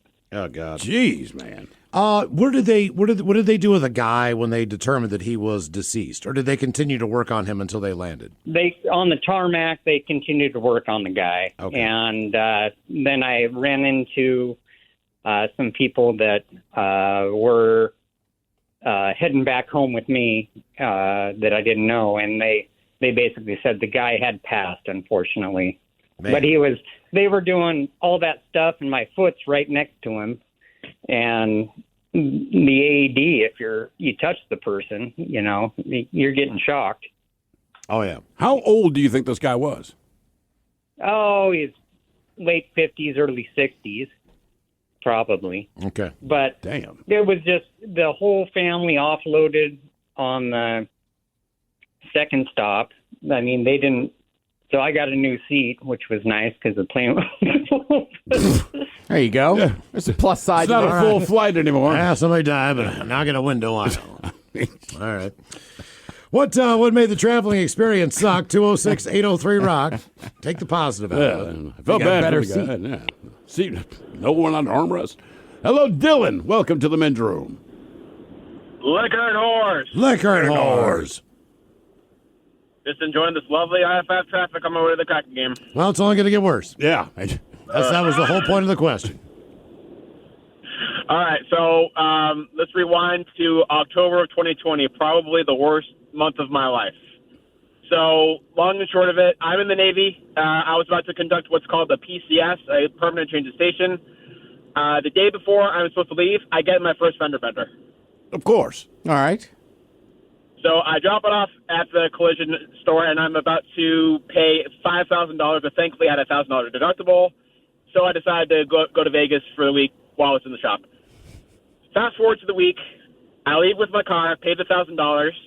I pick my brother up from SeaTac, and we're driving. We're down Portland, and all of a sudden, my car just comes to a complete stall. The gas is going, but the car isn't going. All right. Fast forward, so I'm broken down in Portland. I have to get a hotel for the 4-day weekend. I'm unfortunately stuck in Portland for Columbus Day weekend, and all the shops are closed. And thankfully, there was a shop open late Friday, and I had to hunker up and get a hotel for the weekend. Okay. And I ended up spending $1,000 on the hotel. And from what I found out when I picked my car from the shop is that the shop that was supposed to pick up my car tore my transmission hose, and I ended up paying another $1,000 for that. So that whole entire week cost me $2,000. Wait, you had to pay for Why the did you have to hose? pay for their mistake? I had to pay $1,000 for the place in Portland fixed the hose, but I was out $1,000 for both the initial wreckage and another $1,000 for the Portland hotel that weekend. Oh, gotcha. Okay, that makes sense. All right. Yeah, that sucks. That's brutal. Well, when it rains, it pours. Yeah, you're pretty much correct on that. Huddle up. We got one play. Everything we work for comes down to this. Quick question. Speaking of workouts, how would you rate your athletic program? Bro, we're in the middle of the state championship. Oh, so like a B+ then? Dude, get out of our huddle. Well, at Homes.com, we leave it all on the field to get you detailed information on local schools. Off the field. Off the field. Copy. All right, go sports. How'd he even get in here? Homes.com. We've done your homework. I need a job with a steady paycheck. I need a job that offers health care on day one for me and my kids. I want a job where I can get certified in technical roles, like robotics or software engineering. In communities across the country, hourly Amazon employees earn an average of over $23 an hour, with opportunities to grow their skills and their paycheck by enrolling in free skills training programs and apprenticeships. Learn more at aboutamazon.com. Okay, hear me out. When your plumbing backs up, I want you to think of me. That's right, the Ted Smith, because my name means money-saving discounts. The Ted Smith is going to save you $100 when our pals at Pinky's Plumbing clean your crappy sewers. Yeah, they call me Old Sewer Smith, and that means you save. So when your plumbing backs up and things get stinky, say my name. The Ted Smith, Pinky'sPlumbing.com.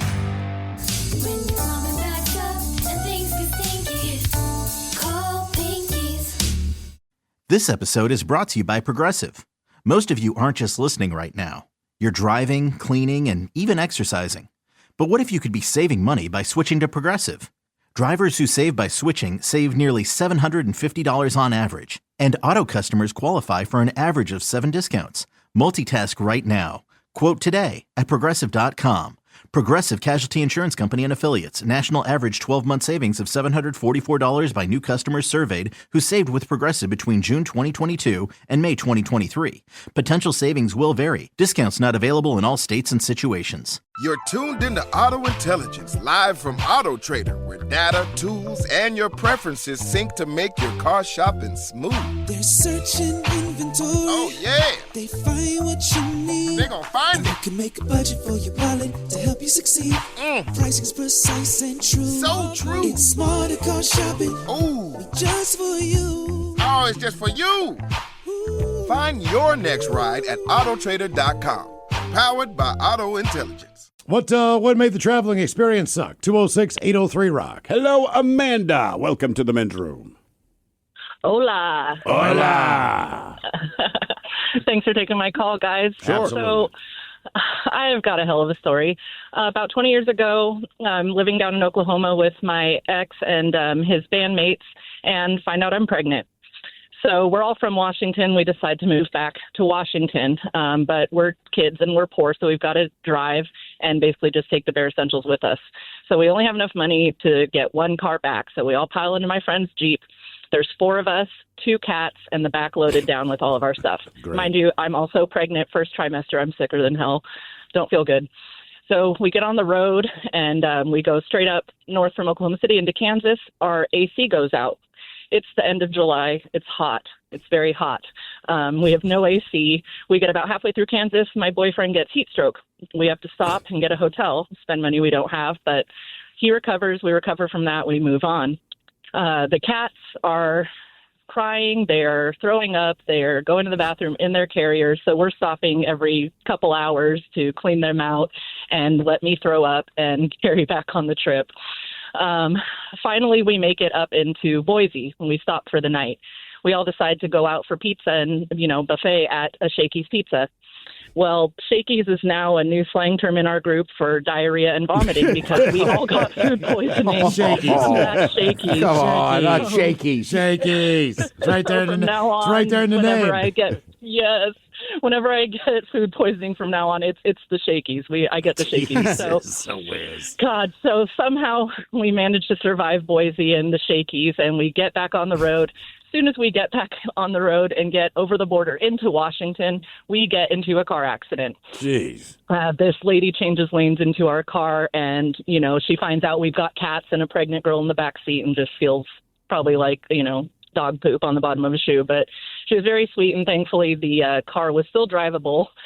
So we continued on our quest and made it safely back to Seattle. But it was probably the worst trip I've ever been on in my life. I will never eat at a Shakey's again. I was going gonna to travel ask. with a cat in the car. I feel like a cat in the car, unless I'm going to the vet, is like the last animal. I would rather have an angry gorilla in the car. All right, than a before cat. before you tell us, I have a question because I'm just curious because you're living with a band, right? And your boyfriend's in the band, and he's the one who got laid. So I'm guessing your boyfriend at the time played guitar. He played guitar and he was the lead singer. And I knew it wasn't the bassist. That's the only reason I No, asked. it's not the bass The player. bassist is not getting laid. No. I knew it had Does to be. anybody besides the lead singer get to bring a girl on tour? Probably we- not. Yeah.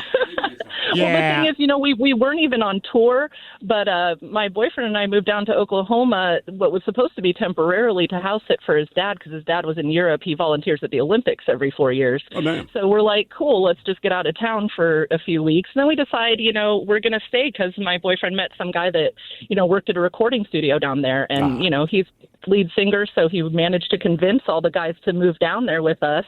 But then, he gets me pregnant, and I was like, well, I'm not having my baby in Oklahoma. So that was it. All right. That changed the trajectory of the whole experience. How old is your kid now? Yeah, how old's Boomer? She's 18. 18. She's 18. She just graduated high school nice. At the end of this last school year, and we survived. Did you kick her out? Oh no. Yeah. She's still doing her thing and living off of her parents, but she's a good kid. She's a good kid. The Shakies didn't get her, and the car accident didn't get her. Were you worried that the Shakies might affect her when she was coming out of you there? I mean, you never know what kind of damage illness can do when you're pregnant. I know. Everything's terrifying. So, but thankfully, whatever ailed us from Shakies was not. They call that Shakies baby syndrome. Yeah. Oh. It's all That from would have been pizza. terrible. That would have been terrible. She did come out somewhat normal, even with he and I as her parents, and Good times. she's got a strong constitution. That one, she never gets sick. You know why? Because Shakies. She got immunized in the womb. Ted versus the FCC is coming up, and we'll get your emails on the way next from the men's room at KISW.com. With comprehensive reports on local schools you won't find anywhere else, Homes.com is the only place to find the in-depth info home shoppers want. Very in-depth info. Curious about where a school ranks in the state? Look no further. Percentage of teachers in their first or second year? We've got it. Lowest student-teacher ratio? No problem. The best cafeteria lunch in the district for your 9-year-old food blogger? Would it surprise you if we said yes? Homes.com. We've done your homework. To remind you that 60% of sales on Amazon come from independent sellers, here's John from Devil Dog Pet Company. We run our family business from Sterling Heights, Michigan, but we can reach customers all over the country thanks to Amazon. Good boy. Shop small business on Amazon. Roots. Where you're from matters. What's up? It's your boy, the Ted Smith. And I may be from the East Coast, but my roots are deep here in Seattle. Over 20 years deep. Just like our pals at Pinky's Plumbing. They're rooted in Seattle, just like me. And speaking of roots, tree roots are the biggest danger to your sewers and cost you thousands. So let your hometown heroes, Pinkies, get to the root of your plumbing problems. PinkiesPlumbing.com.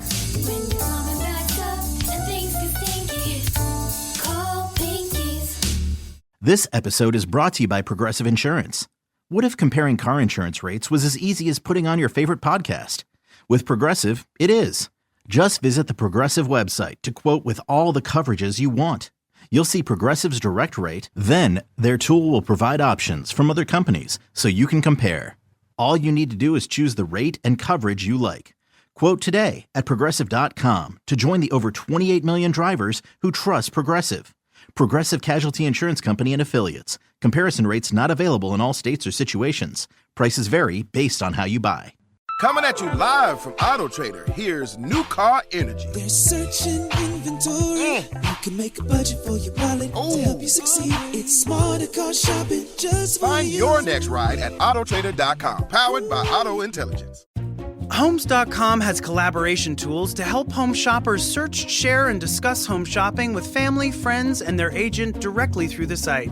Though it was fun to get that email from your husband about that 3-bedroom in the hills, to which you replied via text that you would never live in the hills and you'd like to find a 3-bedroom closer to the beach. To which he replied, "Why are you so uncompromising?"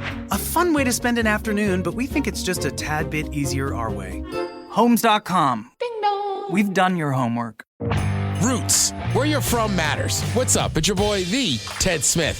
And I may be from the East Coast, but my roots are deep here in Seattle. Over 20 years deep. Just like our pals at Pinky's Plumbing.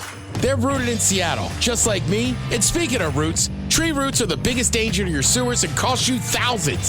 So let your hometown heroes, Pinkies, get to the root of your plumbing problems. PinkiesPlumbing.com.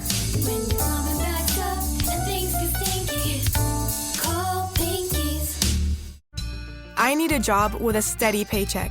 I need a job that offers health care on day one for me and my kids. I want a job where I can get certified in technical roles, like robotics or software engineering. In communities across the country, hourly Amazon employees earn an average of over $23 an hour, with opportunities to grow their skills and their paycheck by enrolling in free skills training programs and apprenticeships. Learn more at aboutamazon.com. 99.9 KISW. We return to the men's room with Miles and Thrill. All right, so coming up, we'll drink and toast the weekend with a shot of the day that it's Bad Choice Friday time. You know it's Bad Choice Friday. It's Bad Choice Friday. You know it's Bad Choice Friday. Hey, man, this is your fault. Shame on. All right, today a little dealer's choice, Bad Choice Friday, a mystery, so to speak, as each one of us picked our own tunes today. Now, none of us know what songs we picked, but if you head to our Twitter at Men's Room Live and vote for a member of the show who you think picked the best song.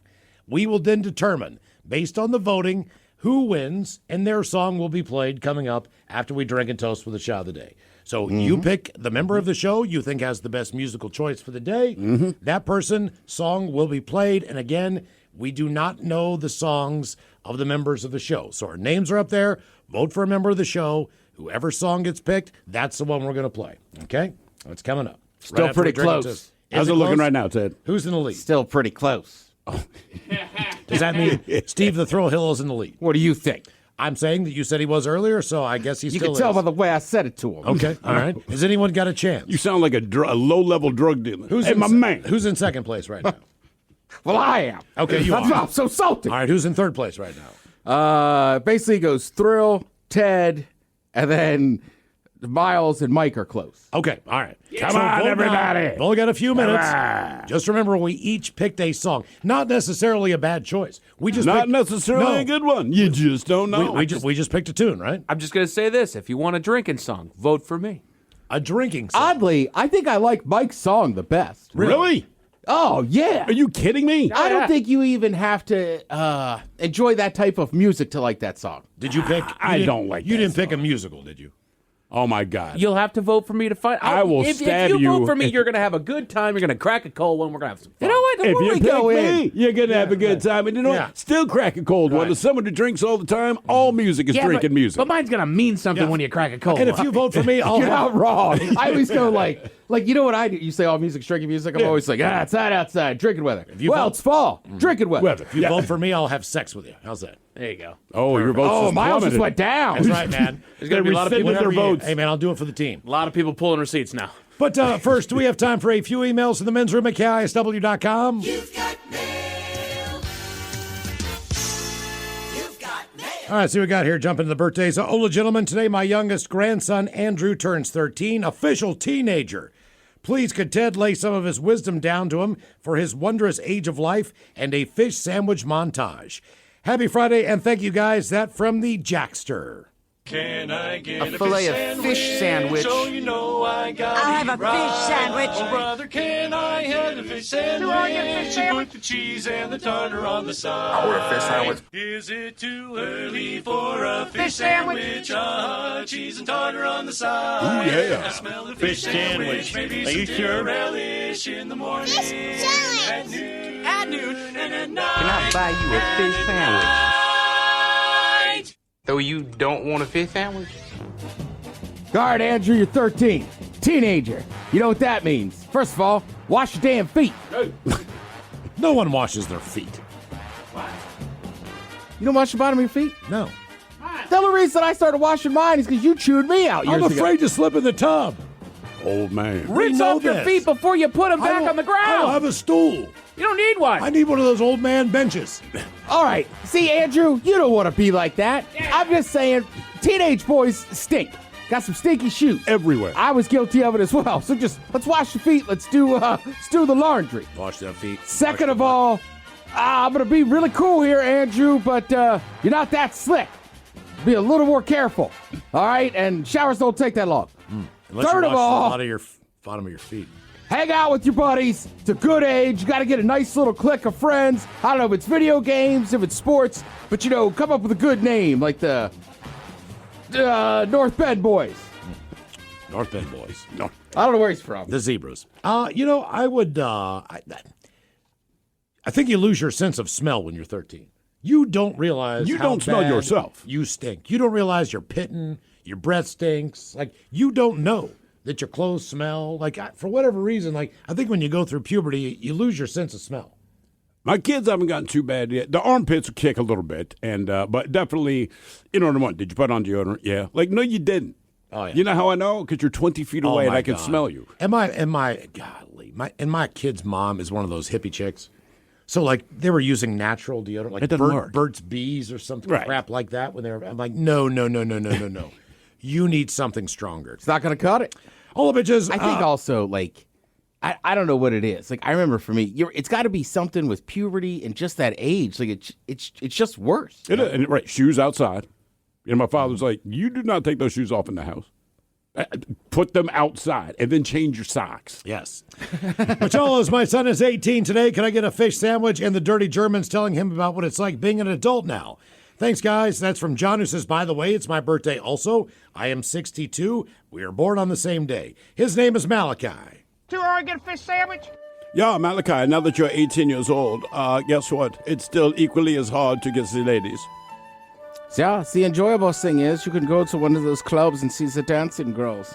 Yeah. The bad thing is you can go to real big boy jail. Yeah, just keep that in mind. Then also you don't have to lie anymore on the porn site. Yeah, and also at the age of 18, just one thing. Either shave off the mustache or just grow a full one.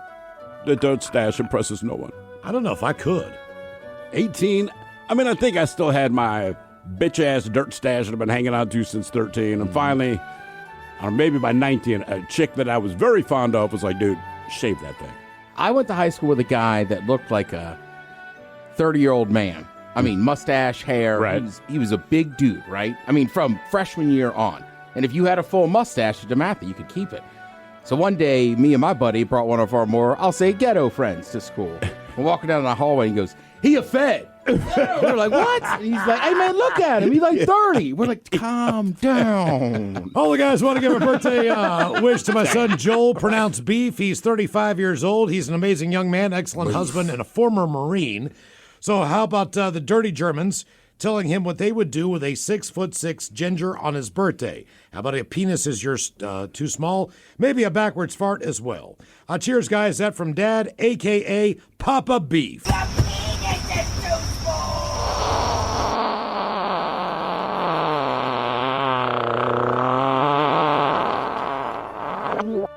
Yeah, how big you say this giant is? 6'6". Oh, yeah. A 6'6" ginger. This is easy. We'll do the same thing we did the last time we had a 6'6" ginger. We quote the great Sam Elliott and say, beef, it's what's for dinner.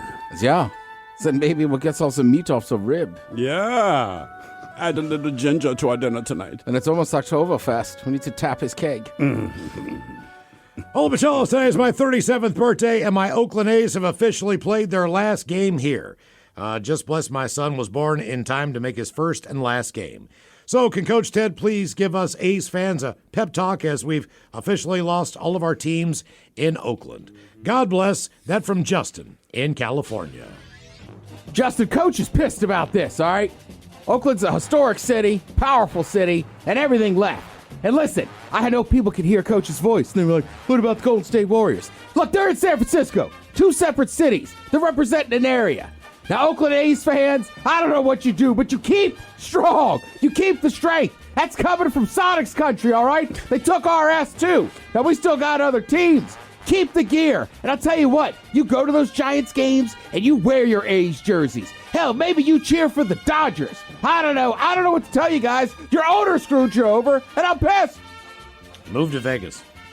They also lost their Denny's and their In-N-Out Burger. I just think it's crazy. I mean, the Raiders always kind of messed with them. Yeah. Right? But then it's like the Raiders left this time, I think, for good. The Golden State moves over the Bay. And then the A's leave. It's like, Jesus, man. I know. And no offense, but like sometimes I feel like Oakland could need something to rally around. Yes. Guys, the time of year again, the time when guys get to prove their love to my BFF by embarrassing her on the radio. That's right, Tia, a.k.a. T-Love, a.k.a. TLC is old AF. Today, you deserve a fart, a bong rip, and the Dirty Germans explaining why they should give her a massage instead of her husband, who is a trained massage therapist.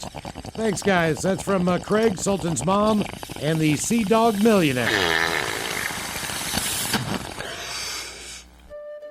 Yeah, this is quite simple. I'm sure he's a fantastic masseuse. The difference with the Dirty Germans is we do not use our hands and we massage you from the inside. Yeah, it's simple. He's American. We call ours a German massage. Yeah. If you have to ask what that means, you probably need a mask and gloves. Yeah, have you ever heard of the German shoulder grip? Yeah. It's not what it sounds like. We don't relieve pain, we increase it. All the Charles would like to wish my wife, Cammie, a very happy 44th birthday. Love the show and the beer.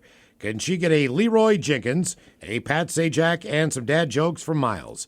Cheers, guys. That from Matthew. It says, P.S. Don't know if the meat shop in Chelan has been added to the list, but they carry the Men's Room IPA from Black Raven Brewing.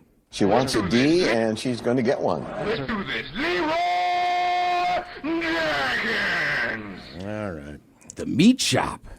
Dad Joke Friday. Yeah, that's what I call my underwear. Yeah, I just want to go there. It sounds good. Okay. My underwear, yes. Guys, a man was admitted to the hospital with 25 plastic toy horses stuck in his backside. Doctors say his condition is stable.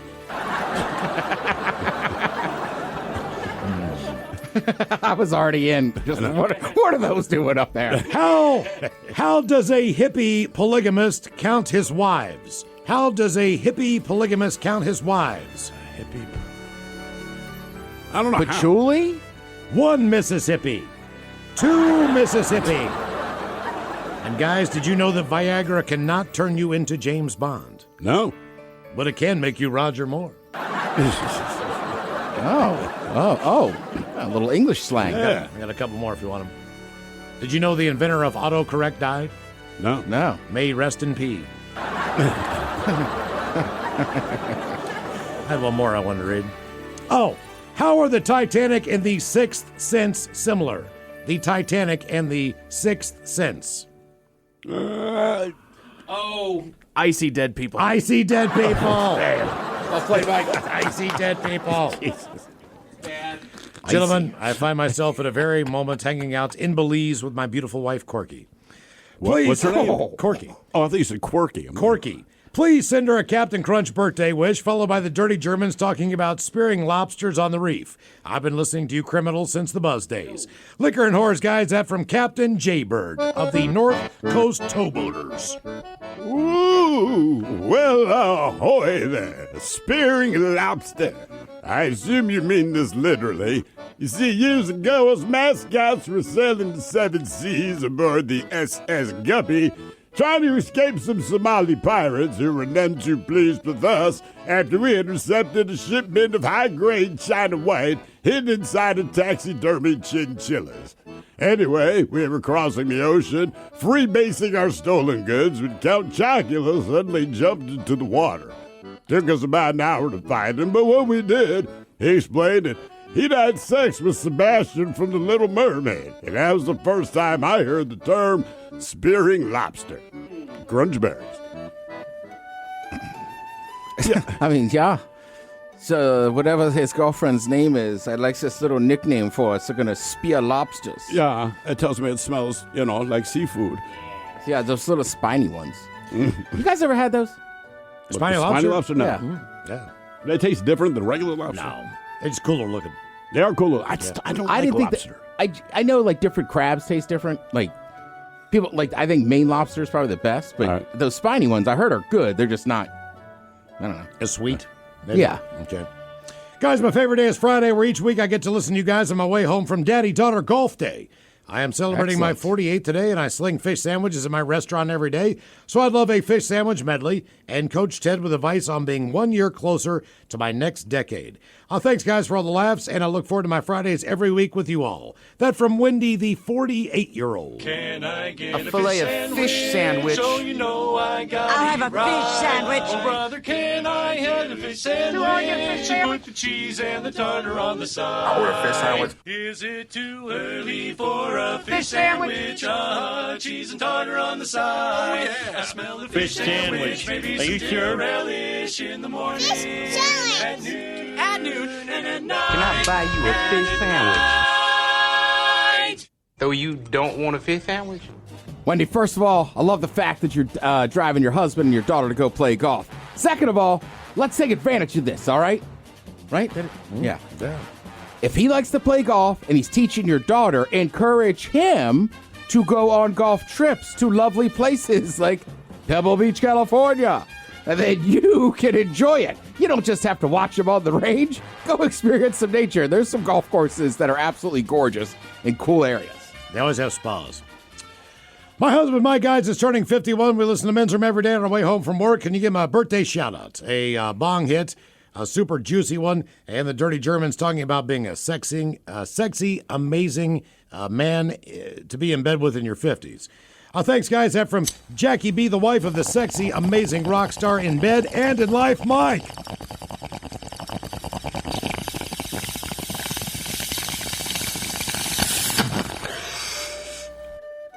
Yeah, it's funny you bring up how amazing and sexy Mike is in the bedroom. Yeah, don't you think we don't know that already? Yeah, it's weird. He's in a band. He's also in our band of brothers. Yeah. And usually Mike is the third guy we call.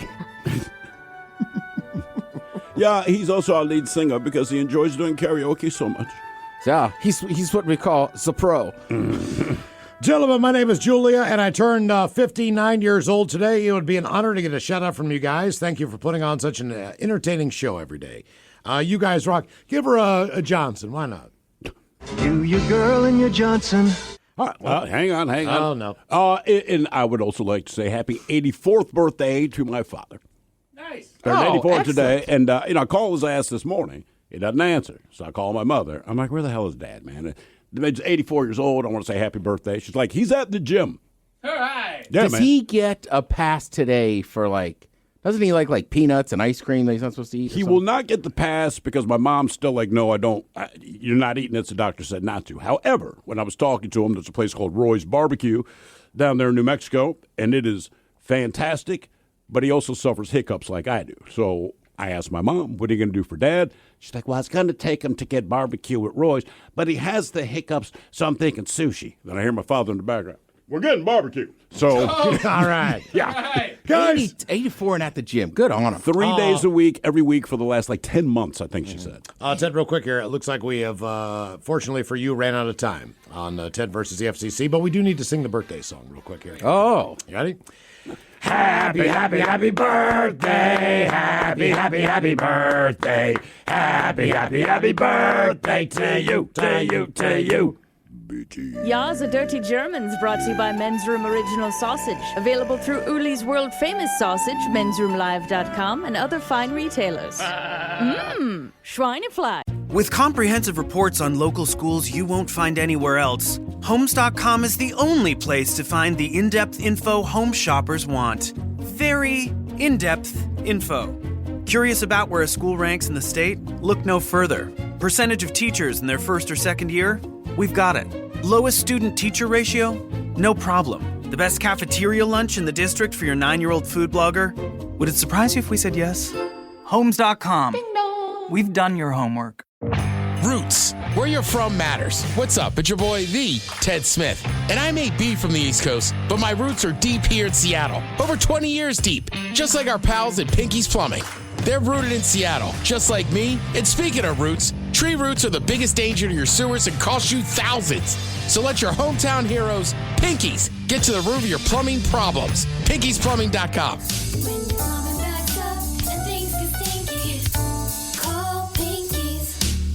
To remind you that 60% of sales on Amazon come from independent sellers, here's John from Devil Dog Pet Company. We run our family business from Sterling Heights, Michigan, but we can reach customers all over the country thanks to Amazon. Good boy. Shop small business on Amazon. Coming at you live from Auto Trader, here's New Car Energy. There's searching inventory. You can make a budget for your wallet to help you succeed. It's smarter car shopping just for Find you. your next ride at autotrader.com, powered by Auto Intelligence. You've finally broken loose from work. 3 friends, 1 tea time, and then the text. Honey, there's water in the basement. Not exactly how you pictured your Saturday. That's when you call us, Cincinnati Insurance. We always answer the call because real protection means showing up, even when things are in the rough. Cincinnati Insurance.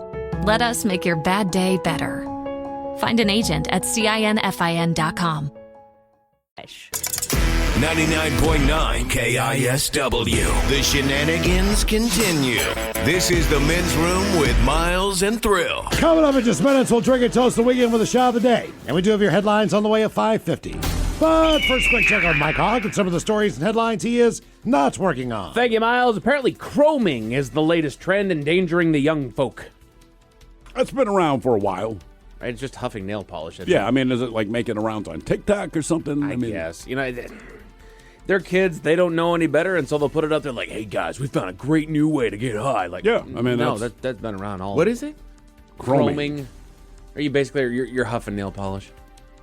Oh, right. Anything that has that kind of aerosol smell. And there was always that kid that was sniffing on the Sharpies. Always. And there was with his black tip nose. Yeah, no kidding, dude. It was just. I mean, yeah, it's not okay, but I'm with you. I remember like being in 8th grade, and this kid was like, "We should sniff some whiteout."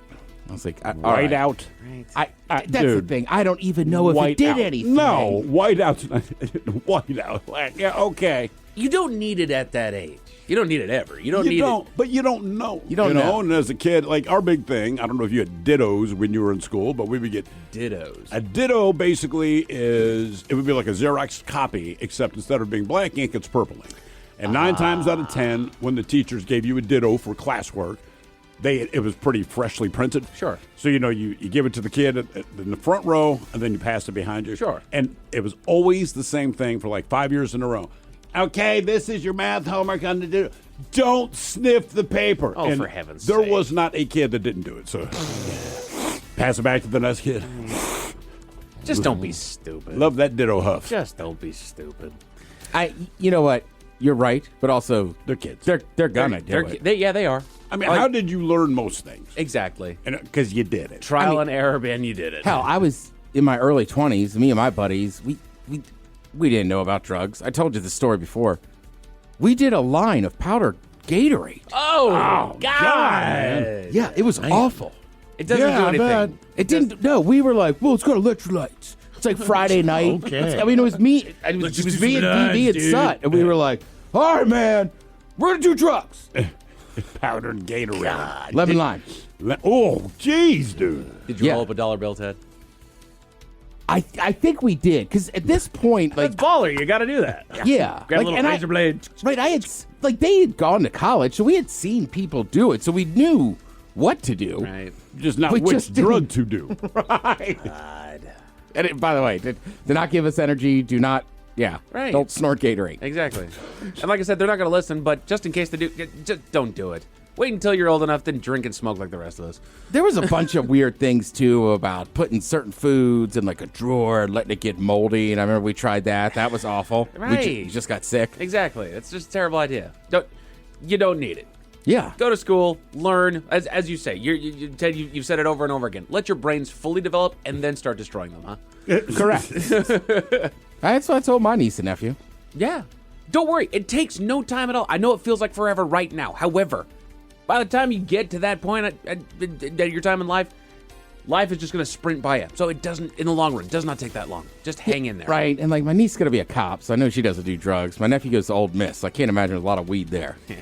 I almost want to stop talking to your niece at that point. Like, met her at the bar. It's the first time I met her. Yeah. And she's going to go be a cop. This is a grown woman now, right? So she's going to college she and all is this. A grown woman. I know. And I always say my niece, you got to keep in mind, she's a grown woman. Right. So I'm like, oh, man, what school are you going to? It's that kind of conversation. What are you excited? And I was like, by the way, what are you going to major in? She's like, law enforcement. Let's and go. I can't explain it. Even though she's like 18. I'm a grown-ass 55-year-old man. I'm still like, we shouldn't even talk. She's right. She's 21. I did the same 21? thing. Yeah. Okay. Oh, right, at the bar, yes. I go, why? Right? She's like, well, this and that. And I was like, are you serious? And she was like, yeah. Then I'm like, I was like, your dad, my brother, he's never even touched a gun. Like Sunday morning before we ran errands. Go clean this up, Ted. Yeah. I was like, Chris, you want to see a firearm? And he's like, I don't know, man. Is it going to go off? Like, eventually, she's a cop. You're going to have to go to the range with her. Can we put one of those little yellow flags in the chamber? Yeah. Well, and Thrill, in your defense, first thing I said to her, I said, well, we're going to let Uncle Ted off. He gets caught with weed in Charleston, right? Yeah. 1 in 5 Americans have never experienced luxury. What do they consider luxury? That's kind of my thought on them there, Miles. 3-ply toilet paper. Right. I think most people, if I'm thinking that kind of luxury, most people probably on a honeymoon certainly would. It's the if you ever see anything that's true luxury, you have not experienced luxury. Also, I mean, like, you've had some nice things. You could stay in a smashing hotel room. The person who has more money than you, like, check out their hotel room. Right. It's just a different animal. like, I should not be here. That's normally my Yeah. When it's true luxury, I'm like, I ooh. shouldn't be here. I have seen that before, and that gets wild. I mean, you cannot believe how some people live, man. Yeah, I was going to say, that hotel I stayed at in Monterey, my buddy got married, probably one of the more expensive hotel rooms I ever stayed in. That luxurious. Oh, yeah. The spa was top notch. Did you feel weird being there? No. Really? But more to Miles's point, luxury luxury is in the eyes of the beholder. You know, to a lot of people, some of the poorest people in this country are still living the luxurious life because they live here in Compared to people in broke countries. You bet, dude. You bet. Well, on the opposite end, you know, you have some people that come from so much money that, like, it's almost wasted on them. 100%. They're just used to it. Right. That's what they know. Right. Yeah. They don't get life without the things that they take for granted. They could have the purest of heart and the best of intentions and still not know how much they take for granted. Oh, yeah. I'm learning as I keep growing older how much I took for granted. I mean, we all do. Sure. And you have to put yourself in a position to do that, but every once in a while you kind of reflect like, all right. Right. I'm doing okay.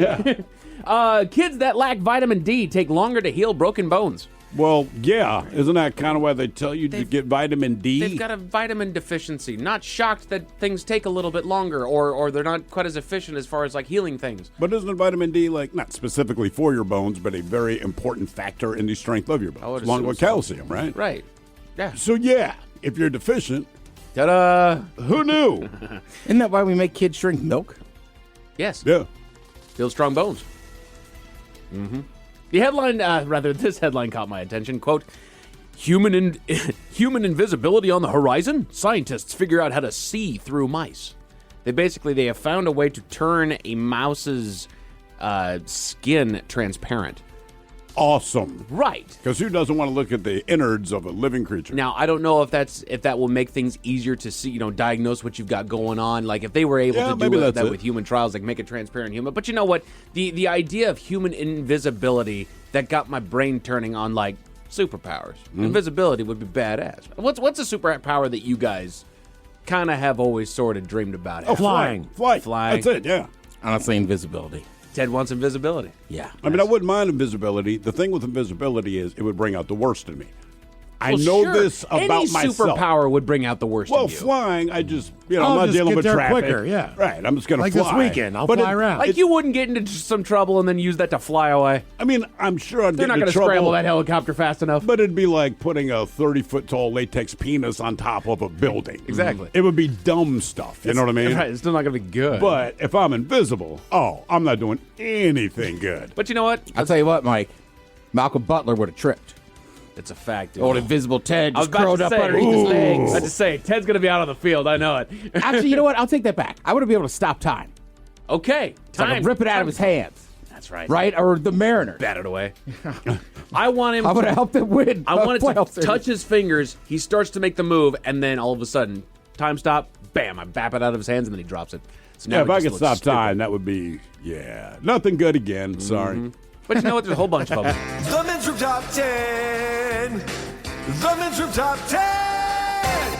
10 superpowers we'd love to have. Sure, it would be great to be able to turn anything into money or gold or whiskey. But I think the superpower I would enjoy the most would be able to go the whole 9 yards in the bedroom instead of settling for a 2-minute drill. And I guess getting her across the goal line would be fine too, but let's be realistic. Positive Friday. Yeah. That was actually written by his girlfriend. Yeah, right. So these are the 10 superpowers that we would love to have. Number 10 on the list, energy blasts. So they reference like Cyclops or Gambit in the comic book world. Just your ability to just... It looks like a laser, and it just blows stuff up. Right. Kind of. Which, to be honest with you, I feel like everybody at some point has just kind of imagined blowing something up at something that... Usually other people driving. Exactly. Yeah, I would not do anything good with an energy blast. Oh, yeah. So, like, I could just flick a car out of the way? And basically, you'd blow it For up. the most part, yeah. The thing about an energy blast, it seems like, based on movies, once it makes contact with the target blows up. Right. It's more like a beam of light coming out of your hand and that explodes, sort of a thing. All right. Yeah. Number 9, shape-shifting, which I did say that there was a text that somebody thought that shape-shifting was it. Shape-shifting, absolutely. You know, they shape-shifting, huh? Yeah, they quote Mystique there. You're able to turn into anybody that you want to be or turn into anything that you want. Okay. But I'm trying to think, what are the times I'd want to do that? To shape-shift? To turn into a key at the vault of a bank. And the other problem is, I think I'd get my feelings hurt based on, my wife's TV crushes. Sure. So we're having sex. All She's of a sudden, like, you just turn into DK Metcalf. well, yeah, DK Metcalf, the brother from Bridgerton. But then she's really into it for a change. That's what I'm saying. I'll be like, Is she a DK fan now? Yeah. Oh, she has been. Now, Sorry, I remember Tay Diggs. she still likes Tay Diggs. Has she seen the shirtless pictures of Shannon Sharp lately? Not a big Shannon Sharp fan. Okay. God damn that man. He's That man is ripped. huge and ripped. And you know what, Steve? You talk about hurting your feelings that she'd enjoy it for a hot second there. The problem is when she's like, hey, can we do Tay Diggs tonight? Like, fine. Hey, fine. Mike, I'd help you out. I'd shapeshift into Joe Jonas. Thank you. And then have sex just with be his wife? rude to your wife. Yeah. And then she'd be like, yeah, I got to go home to Mike. I'd be like, you don't want, like want Joe none of Jonas this? sucks, huh? If your buddy has a hot wife, would you shapeshift into him? I'm home, yeah. Yes, hello. But give me a bigger penis than he has. Ted's like, let's see, which of my buddies? What did you do? No, I'd feel dirty. I know, I feel you. I couldn't do it. Super speed shows up on the list of the 10 superpowers that we'd love to have. All right. Well, you got to be careful with that stuff. Why is that? Remember the boys? Yeah. You might just smash yeah. into someone and kill him accidentally. Yeah. That's the whole plot of the beginning of the first Now, season. I did see one thing that broke it down, and I As far thought as it was Huey. brilliant. The problem is that super speed is one of the worst superpowers that you could possibly have, and here's Why? the theory as to why.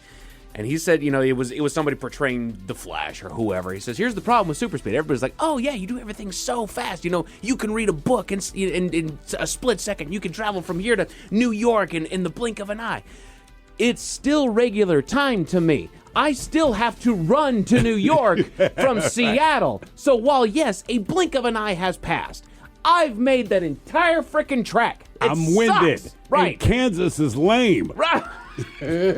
Easiest running, though. Yeah. It's flat. You don't got to do a damn thing. Because you're right. Like, I have to read this book to figure out how to defuse a bomb. You still have to read the book. And remember it and defuse the bomb. You don't have to remember it. You What? You're can defusing? Was Dude, it you the can- blue wire? Dude, or you can the- reference it. What If do you're you going that fast, you don't have to read all of it. You just reference it. That's a good part. You know what I mean? Just go to the spot. Okay, blue wire. Or run away from the explosion. Right. Look, guys, I ain't reading a book. I'm just getting out of here. I ain't doing this. You're damn on thing, your man. own. Later. Invisibility shows up. There you go, Ted. Number 6 on the list. By the Invisibility. way, somebody on the text line here says, guys, if you're invisible, you would still leave fingerprints. So? Well, like I said, I'm not doing anything good if I'm invisible. Well, I get So that. my I'm fingerprints not are committing everywhere. a crime, though. If I Is steal that anything, I'm true? taking it with me. Yeah. How can they prove that?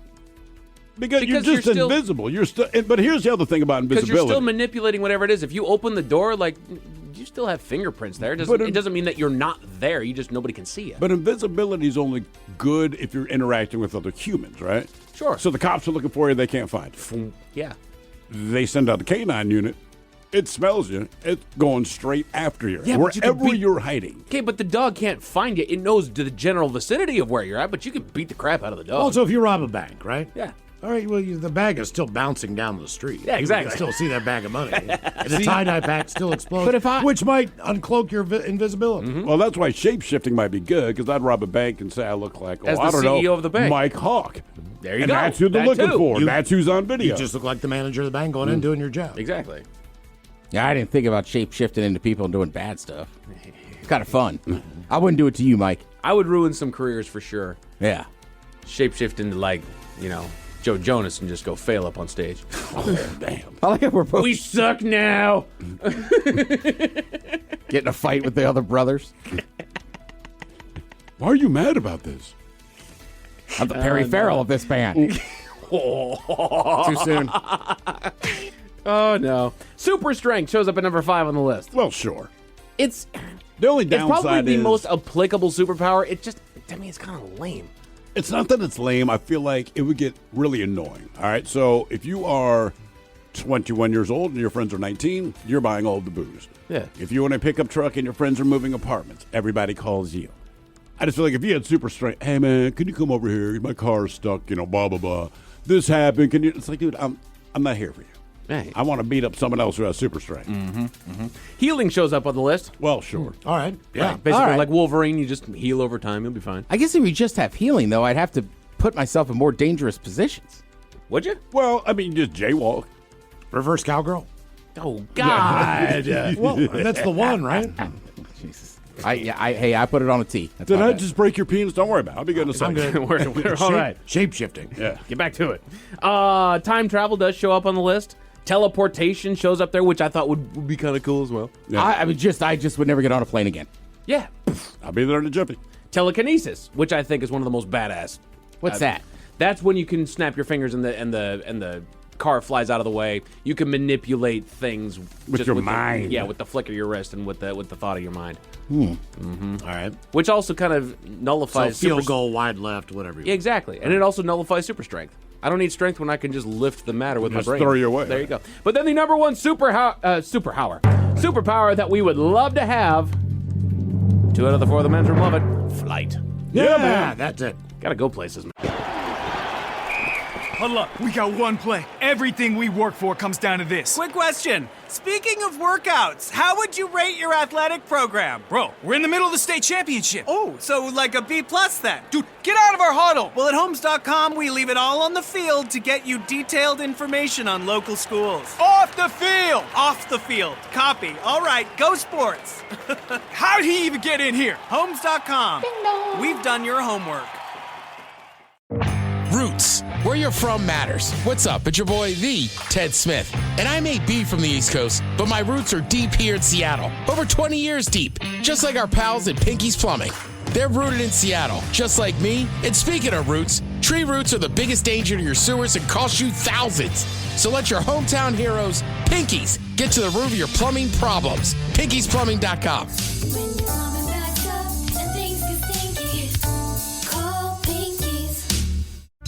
I need a job with a steady paycheck. I need a job that offers health care on day one for me and my kids. I want a job where I can get certified in technical roles, like robotics or software engineering. In communities across the country, hourly Amazon employees earn an average of over $23 an hour, with opportunities to grow their skills and their paycheck by enrolling in free skills training programs and apprenticeships. Learn more at aboutamazon.com. Coming at you live from Auto Trader, here's New Car Energy. They're searching inventory. You can make a budget for your wallet to help you succeed. It's smarter car shopping just for Find you. your next ride at autotrader.com, powered by Auto Intelligence. You've finally broken loose from work. 3 friends, 1 tea time, and then the text. Honey, there's water in the basement. Not exactly how you pictured your Saturday. That's when you call us, Cincinnati Insurance. We always answer the call because real protection means showing up, even when things are in the rough. Cincinnati Insurance. Let us make your bad day better. Find an agent at CINFIN.com. A drunk man in New York's designated driver was arrested, and you'll never believe why, Miles. Why was that? Tell you all about it at 5:50. Thank you, sir. Headlines are coming up at 5:50. In the meantime, we made it to the weekend and drinking time. Somebody out there deserves to be recognized. And the men's room knows just who it is. So to you, we say, bottoms up, sailor. you're the toast of our shot of the day. Wicked is here. It's drinking time, and as usual, we head to the drink desk and Steve at Thrill Hill to find out who we're toasting. Yes, indeed, and today's toast is kind of an odd one. I'm just going to start with fathers in general, not just because I am, but today, my father's 84th birthday. All right, makes me happy. I talked to him this morning. Miles, you made contact with your dad, who's in the direct line of Hurricane Helene. Got power back this morning. And he is doing okay. But unfortunately, this morning, our friend and co-worker, he found out at 5 a.m. this morning, Steve Miggs did, that his father passed away. And he addressed this on the air on their show. To this guy's credit, he still did the show. Now, think about it. The show starts at 6 a.m. He's already here. He's preparing to do a program, and he gets this call from his brother back on the East Coast. But he did a show. We all chatted with him a little bit after the show. He was in pretty good spirits, all things being equal. But like anything, when you get home, maybe that's when you really absorb it. But to Miggs, hey, man, credit to you for doing the show. And he even said, and you guys don't know this, but one of the things he said to me is, he goes, but, man, our job is to come in and hopefully make people happy or make people laugh. And in spite of what happened, I still chose to do that. And this is what hit me. He said, my dad was kind of a hard-ass guy. He goes, but the one thing I knew for a fact, almost embarrassingly so, was how proud his dad was of what Miggs does for a living. And he said for that reason, he chose to do the show. And that is big stuff, man. Strong. So if you're a dad, good on you. Miggs, good on you, man. So let's drink. I would say go listen. Miggsy talked about it, but also there's some good stories about his dad in some of those old MegaCast episodes. Oh, yeah. I mean, he was a character. Yeah, he ran. That's funny you say that, because he was telling me some stuff today, and we're both kind of chuckling about it. And I said, Miggs, I believe they call that a character. So the fact that you said that, I'm like, right, it says everything you need to know. So we pour this booze, and we drink this booze because we think it's yummy. Yummy! So over the tongue and down the throat to party in our tummies. Down the hola bichola! Homes.com is the only place where you can find specialized neighborhood guides with the in-depth insider info home shoppers want. Very in-depth info. Want to know if there's homes for sale in the area? We've got it. How long has a home been on the market? We'll know it. Average lot size? Uh-huh. Proximity to local parks? Of course. Insight into your neighbor's divorce? We're working on it. Homes.com. We've done your homework.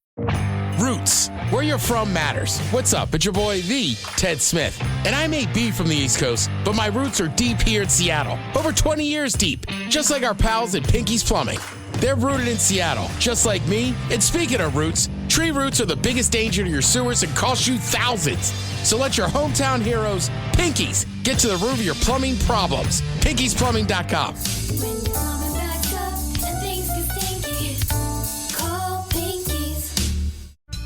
I need a job with a steady paycheck. I need a job that offers health care on day one for me and my kids. I want a job where I can get certified in technical roles, like robotics or software engineering. In communities across the country, hourly Amazon employees earn an average of over $23 an hour, with opportunities to grow their skills and their paycheck by enrolling in free skills training programs and apprenticeships. Learn more at aboutamazon.com. Coming at you live from Auto Trader, here's New Car Energy. There's searching inventory. You can make a budget for your wallet to help you succeed. It's smarter car shopping just for Find you. your next ride at autotrader.com, powered by Auto Intelligence.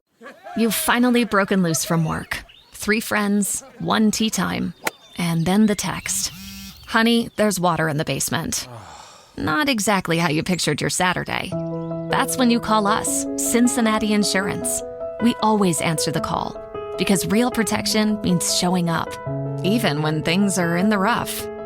Cincinnati Insurance. Let us make your bad day better. Find an agent at CINFIN.com. Homes.com is the only place where you can find specialized neighborhood guides with the in-depth insider info home shoppers want. Very in-depth info. Want to know if there's homes for sale in the area? We've got it. How long has a home been on the market? We'll know it. Average lot size? Uh-huh. Proximity to local parks? Of course. Insight into your neighbor's divorce? We're working on it. Homes.com. We've done your homework. You're tuned into Auto Intelligence, live from Auto Trader, where data, tools, and your preferences sync to make your car shopping smooth. They're searching inventory. Oh, yeah. They find what you need. They gon' find and it. You can make a budget for your wallet to help you succeed. Pricing's precise and true. So true. It's smarter car shopping. Ooh. Just for you. Oh, it's just for you. Find your next ride at Autotrader.com. Powered by Auto Intelligence. You've finally broken loose from work. 3 friends, 1 tea time, and then the text. Honey, there's water in the basement. Not exactly how you pictured your Saturday. That's when you call us, Cincinnati Insurance. We always answer the call because real protection means showing up, even when things are in the rough. Cincinnati Insurance. Let us make your bad day better. Find an agent at CINFIN.com. You know it's Bad Choice Friday. It's Bad Choice Friday. You know it's Bad Choice Friday. Hey, man, this is your fault. All right, tried something new today on Bad Choice Friday. Basically, each member of the show, we picked a tune, and you went to our Twitter at Men's Room Live and voted for the member of the show that you thought maybe could supply the best song on a Bad Choice Friday. Now, doesn't mean you're right. Yeah, Ted, who came in last place on the voting? Mike. Mike, what would we have heard from Mike Hawk today? It's a great drinking song right there. Little Garth Brooks. Garth Brooks. Come on. Isn't every country Friends. song a great drinking song? To a degree, it's a different reason why you're drinking, but yeah. This is true, yeah. All right. White, we love it. Yeah. Ted, was I still in third place on the voting? You were, Miles. You would have heard this.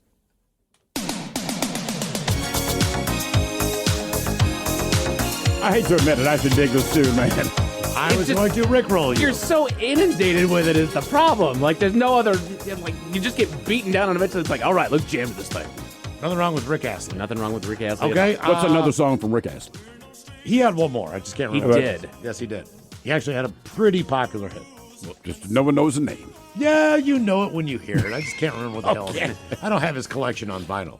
Ted, did you come in second place or did you storm back for the victory? Throw came in second place. Throw came in second place. What did you pick? It's a good song. I told you it was a good song. I told you I picked a good song. The Spinners and Rubber Band Man. That would have been a great Friday afternoon song. Thank you. Bad Choice Friday song. So I guess our winner is the Ted Smith. Listen. What was the percentage? Honestly, I had 34.8. Throw had 34. Oh my. 0.8. I mean, it's got to be literally a vote. Miles, you're right. I thought Swedish House Mafia, Avicii, and then I went with Bobby McFerrin just to mess with you. And I said, I don't need to mess with Miles. And then, tell you what, a lot of things I love. One of them is the goddamn United States of America. Oh, no way. You were close with Joby. To the weekend. You are listening to the Men's Room, 99.9 KISW Seattle. The debauchery rolls on. You're listening to the Men's Room with Miles and Thrill. 99.9 KISW. Now for all TV news all the time, and it's time for TV Time with Ted. And now, because your pathetic life is confined to countless hours in front of a talking box, the Men's Room presents TV Time with Ted. All right, your choices today. Seth Meyers. Stephen Colbert. I like that you start with him now. I just still pissed at myself. The Jimmys. Fallon and Kimmel. Or Ted Smith. Is it Ted or is it late night? It is right to the title. These guys have teams of talents to write or something come up with monologues each and every night. It is up to you to determine, is this an actual late night joke and from whom, or could it be a The Ted Smith original? Southwest Airlines stock is skyrocketing after laying out their plan to offer assigned seats, extra legroom, and red-eye flights. They're really classing it up. They might even start splurging on name-brand duct tape.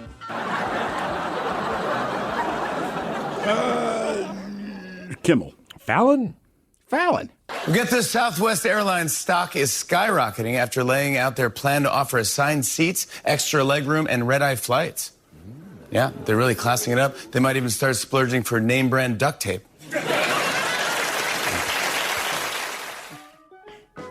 Researchers in New Zealand discovered a new species of shark called the narrow-nosed spookfish. Said the shark, hey, what the hell, man? Myers? Fallon? Seth Myers. Researchers in New Zealand have discovered a new species of shark called the narrow-nosed spookfish. Said the shark, "Hey, what the hell, man?" Coca-Cola has discontinued its spicy flavor after just 6 months. No, not Spice Coca-Cola, that thing we all tried. Who could forget their slogan, "No one asked for this"? Colbert.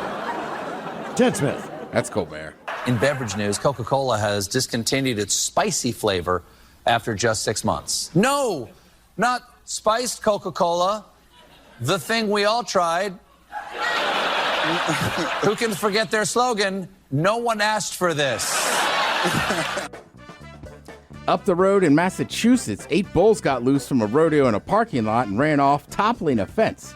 Still no word yet if they went on parade. The Ted Smith. Yeah. Batman became the first superhero to get a star on the Hollywood Walk of Fame. Not the actors who played Batman, the character Batman got a star. The star is located right on the corner here, not far from his parents were murdered. Oh, damn. Kimmel. Myers. It's Kimmel. Batman became the first superhero to get a star on the Hollywood Walk of Fame. Not the actors who played Batman, the character Batman got a star. Batman's star is located right on the corner here, not far from where his parents were murdered. Jesus. That is harsh. Usually I like to come in here and talk about what I've watched over the last night or whatever. Just any guesses. You guys in this room know me well. Football? Did not watch. Well, I saw a little bit of the end of the football game. All right. On what you watched? Yeah. I'll say you went back to... Oh, Aaron Hernandez. That or wrestling. Think about what happened yesterday. It was locked in on the goddamn Weather Channel. Oh. It's a major weather event going on. Yeah. I was up till 2 a.m. watching the Weather Channel and like flipping around between like CNN, Fox News. Yeah. I was like, I don't know. I'm like besides sports, I am a weather junkie. Yeah, that is true. And look, I understand storms hurt people, but it's just amazing what happens with hurricane. Like I grew up on the East Coast, so I know them. But saying to Miles or today, I was like, I forget how quickly they move. Right. And then seriously, when they're in the eye of that storm, like it just stops. Now I heard like during the day you can get sunlight or whatever, but they were just like I don't know. To me, if you're going to watch a storm, that one's unreal. The guy's like, all right, like I'm in the eye of it. Looks nice outside, but also the eye wall is where the strongest stuff is. Right. So it's like, all right, we got about 25 minutes before we get absolutely decimated. And when I saw the eye, it was at night. So the eye blew over at about 2 o'clock in the morning. But we're all outside because this is all going on. So the whole neighborhood is out on their porch watching what's going on. My neighbor had a tornado go through the backside. When that opens up, that's the first daylight you've seen, the first sky you've seen in a couple days because, the clouds come in before the storm. Correct. And when it opens up, it almost lit up the night. But then that backside is always worse than the front. Yep. So as soon as it just starts whipping up. And before you know it, it almost looks like the eye closes, but it doesn't. It just moves past you. Yeah. And then all hell breaks loose. Yeah, and it's funny, too, with hurricanes, like in Maryland, like I don't know that maybe that one was still maybe a hurricane. I feel like usually they're by But it was like Category 1. Right, or they're like tropical storms by then, which is still bad. A big storm. But I think people, you forget, it's like they usually a lot of times, right, they start in Florida or whatever. But even a couple of years ago, tailgating at a Maryland game, the remnants of it just keeps going up. And I mean, it was just nothing terrible, but it was just windy and rainy, like the entire time you're there. Well, the flooding is the problem as far as the people that have passed either by fallen trees, power lines that go down and people get electrocuted. Yep, it's those or flooding. People drown in floods in their cars. The flooding's been the big swept issue. away. Right, that's the thing. So in Florida, you have the the surge. So that flooding is unbelievable. But then it's different, right? Like I just was up late for no good reason watching weather. But at 2 a.m., that thing had gotten into Georgia, and then I haven't checked on it yet today. But there was a lot of places in Georgia and North Carolina. Asheville's totally flooded. I was just about to say, right, and it's just the amount of rain and stuff. The creeks, the rivers, everything is overflowed. I saw it might have been Asheville where they were worried about a dam was going to. Was it Asheville? The Bitmore got flooded. Not the actual home, but that whole property got flooded. My mom, they lost power overnight for 4 hours. Kim, she's in West Virginia. Yeah, she's living on the coast. Southwestern West Virginia. But, I mean, they got pummeled. I mean, I looked at pictures. I was like, oh, I never thought to check on my mom. I checked on my dad. I checked on my uncle. Never thought that my mom's power would go out, too. I was like, oh, man, they're getting it heavy. Yeah, there was one county down in Florida, like in the Panhandle, and I had never seen this. So, like you were talking about, the Waffle House is closed. So even people in Florida were like, OS. And then I saw in the one county, like basically they just put out a message like an hour before the storm. They're like, if you stayed, you need to write your name, your birth date, and pertinent information on an arm or a leg in permanent marker so that we can identify you. Yeah, they were very clear. But so if you chose not to evacuate, because we're not joking around about the storm, if you did choose to stay, which is you have the right to do so, but please, like you said, write down identifying things about yourself. So when we get your dead body, because you chose to stay, we know who you are. Correct. Like to me, I'm like, damn, bro. That was bad, but this is happening every year. I mean, the flooding aspect of it. Yeah. South Carolina last year, North Carolina last year, Florida got hit. I mean, it's pretty well another season. Yeah. It's hurricane season, and that's why they call it that. But I mean, it is. Trust me, like we were talking about my niece earlier, like, right? Like, I mean, she graduated from College of Charleston. She still lives down there. And they get storms, and the flooding is unreal. My dad is 3 feet above sea level across the street from the Gulf. 3 feet. That is the high point in that town. Yeah. And his is all flooded. In Hudson. That 3 feet is as high as it gets. Yeah, and then the other thing people, I don't know if they really take it in, too, is sometimes you look at it, and water can look peaceful, but, like, that is gross salt water. It is gross. From the ocean or from the Gulf, right? There's stuff floating in there. There's animals. It's just like... They've had a red tide for 10 years. That stuff stinks by itself. They blew all that crap through. Mm-hmm. I mean, they haven't been able to fish there in 10 years based on the temperature of the water. So the entire fishing industry of that elbow has had to leave. All the charters are gone because they can't work. Right. It's kind of like the Bering Sea situation with the crabbers. Right. That used to be a huge industry there, where fishing was the thing because the beaches are a little bit more rocky, so they don't have sand beaches. But fishing was their number one money maker. All those guys have left, every single one of them. Yep, just crazy. But if you're a weather nerd, I'm saying the Weather Channel was great, and then any of the news networks. I just stuck with the Weather Channels. I forget when you put on news networks, they're going to give you other news. Right. Yeah. I didn't really care to see that. I was like, I'm just here for the weather coverage, dude. You know what I mean? Like, I don't know. Watch Sports Center. Like, just here for the sports. Yeah, but they're also canceling football games. Well, yeah. You know, so it still crosses over. On the Today Show, Hoda, she is leaving the Today Show, she says, early next year. She had been on there for 17 years. Has it been that long? Yeah. She was there I want to say she took over and also like took the seat after Matt Lauer, which seems like a long time. Oh, right, yeah. Yeah, and then I know her and Kathy Lee were doing that like last hour. Drinking wine, forever. That was great. But it was her 60th birthday celebration. She was like, it's time to move on. Quote, obviously, I have my kiddos late in life.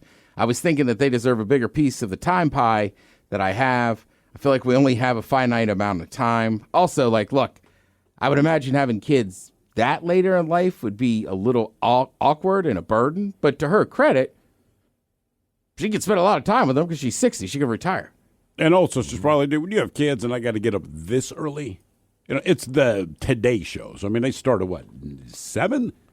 8? I don't know. But I mean, you're up hours before your show just for prep and all that. I would not want that gig. She joined NBC News as a correspondent in 98 and became the inaugural host of the 4th Hour of Today in 2007.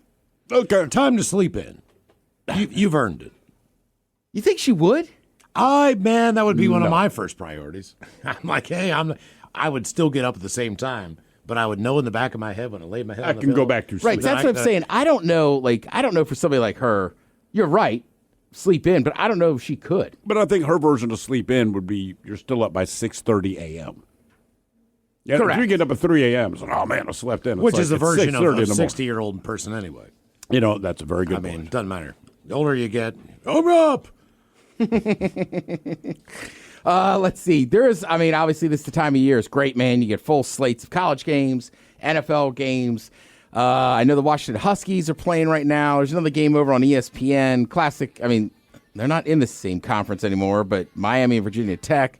Washington is at Rutgers. Yeah, it's as weird as it sounds, folks. But that's Big Ten football. Saturday, there's a few big matchups. The big one, I want to say, is 3:30 p.m., Georgia, Alabama. Yep, that should be a good Georgia hasn't lost to another SEC opponent, I want to say, in 4 years. Except Alabama. And remember, Georgia has a great program. Kirby Smart is their coach. He came from Alabama, where he coached underneath Nick Saban. If you're an SNL fan, that's back this weekend. Yeah. Gene Smart will host the 50th season premiere. Jelly Roll will be the musical guest. Okay. I say this every year. Not a bye week, but the Seahawks do not play until Monday. So maybe hit that apple orchard, fellas. Go sweater picking with her. I don't know. Sweater picking. Just go. The Seahawks aren't on a Sunday, so you got a little more free time. Look like a nice guy. Maybe go fishing by yourself.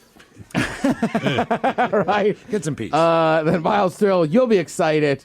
It's a tough game. Sunday Night Football will be the Ravens hosting the Bills. Is it tough, Ted? Thank you. Sunday night. I'll be there. The Bills are on fire. Josh Allen looks like the MVP right now. I know. All right. I know. Thanks, Ted. It's national TV, so you get to enjoy it. Yeah. Enjoy is a potential word. Got this. Thank you, Ted. We appreciate it. You're listening to The Men's Room. With a detailed agent directory you won't find anywhere else, Homes.com is the only place to find the in-depth info home shoppers want. Very in-depth info.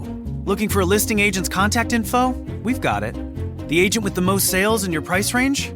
Easy. Specialized agents with all the up-to-date info on your dream neighborhood? We'll know them. A Pisces who enjoys long walks on the beach? You've got other sites for that. Homes.com. We've done your homework. Coming at you live from Auto Trader, here's New Car Energy. They're searching inventory. You can make a budget for your wallet to help you succeed. It's smarter car shopping just for Find you. your next ride at autotrader.com. Powered by Auto Intelligence. You've finally broken loose from work. 3 friends, 1 tea time, and then the text. Honey, there's water in the basement. Not exactly how you pictured your Saturday. That's when you call us, Cincinnati Insurance. We always answer the call because real protection means showing up, even when things are in the rough. Cincinnati Insurance. Let us make your bad day better. Find an agent at CINFIN.com. Men's Room returns with Miles and Thrill. Now, let's see what's happening in the real world. All right, here we go. A husband comes home from work to find his wife breastfeeding a chimpanzee. Meanwhile, when you throw your kids' comic books away, you might not get away scot-free. Man who decided to sail into a hurricane with his dog is shockingly rescued at sea. A woman trapped in car during the hurricane is Fox News' latest interviewee. And a buddy goes to pick up his drunk friend at a bar, while also hammered. You can guess the rest. It's time for your headlines. Now, it's time to hit the headlines. Here's my cop. All right, our top story, we go to New York, where a man might be rethinking his friend group. He was out drinking at a local bar and got banged up enough that he made the smart decision to phone a friend to pick him up. So you can imagine his frustration when his buddy didn't show up. Turns out that his buddy did indeed jump in the car and make his way toward the bar that he was at, but he was just as banged up as he was. And he wasn't about to leave that beer that he was currently drinking behind, so he just brought it with him. Kept it right there in that front cup holder, sir. Yes. And he made the voyage to the bar. Police eventually stopped the buddy after he was driving erratically and arrested him for DUI before he even got to the bar. They put out a social media post where they were like, "We commend the guy for calling a friend and not driving. Just wish his buddy would have done the same." It's like, can you give that dude a ride home? Yeah. Or say, "I can't." Right. I'm drunk. Right. Well, what I'm saying is, like, I know it's not the cop's job, but he made a good decision. Like, real quick, just. It's a 25-minute drive. You can take him home real quick. Yeah. He made the right decision. Help the guy out. You took his ride away. In other news, there's an article in the Daily Star about a new docuseries about to be released featuring a self-proclaimed, Dolly Parton of chimpanzees. Which, it's because she has big boobs, she's old, and she's blonde. And she gave herself that nickname. So Yes. just The chimpanzee? No. This woman, this actual human woman, she calls herself the Dolly Parton of chimpanzees. Did you think they were describing a chimpanzee? That's why as it looks the so Dolly Parton? odd. Like, I don't want to. I think Dolly Parton's attractive. I don't want to know a The chimpanzee. Dolly Parton of Yeah, I see where your head is at now. You look at her, she does not look like Dolly Parton, but she looks like somebody who would say that she looks like Dolly Parton. She looks like a trashy old lady. Yeah. Oh, yeah, from like Something About Mary? But thicker. Oh, okay. Yeah. I love that you thought the chimpanzee That's all. I was itself like, this is was sick. big. So she initially worked for a breeder at the Missouri Primate Foundation and gained a love for the animals that extended to the point of her raising them herself. Not out of the ordinary. Sure. In the documentary, her husband reveals that she would even breastfeed the primates. Oh! At the same time as her own children. He said she had one chimp on one booby and she had a kid on the other one. It's like, one of those is mine. Yeah. She also goes on to admit, this is horrible, she goes on to admit that she loves the chimps more than her own flesh and blood children, skipping school sports to look after them with the reason being that they don't grow up to gain their personalities of their own to eventually leave you. I don't think you love your kids. You're insane. That's what that means. Right. Oh, I hear what you're saying, lady. You're crazy. Right. Wait, they don't, you can train them to like grow into you. Like they don't just get minds of their own and leave. Like that's what having kids is. Yeah, and also, do you live with your parents? Right. You don't. And you got a mind of your own because you're one of the only people I've heard of that breastfeeds chimpanzees. Being a parent's a privilege. Off the coast of Florida, a man and his dog found themselves in some trouble. As the hurricane approached the coast, the man felt the need to take himself and his dog out for a sailboating excursion. He managed to... What's up there, man? I just the story? stupidity of sailing into a hurricane. So he managed to sail 25 miles off the coast with the raging waves before his vessel started taking on water. My God, in a hurricane. We're getting water. I had no idea it was coming. Hurricane is winds and I have a sail. I'll be fine. He was eventually forced to abandon ship with he and his dog wearing life jackets to hope for the best, but...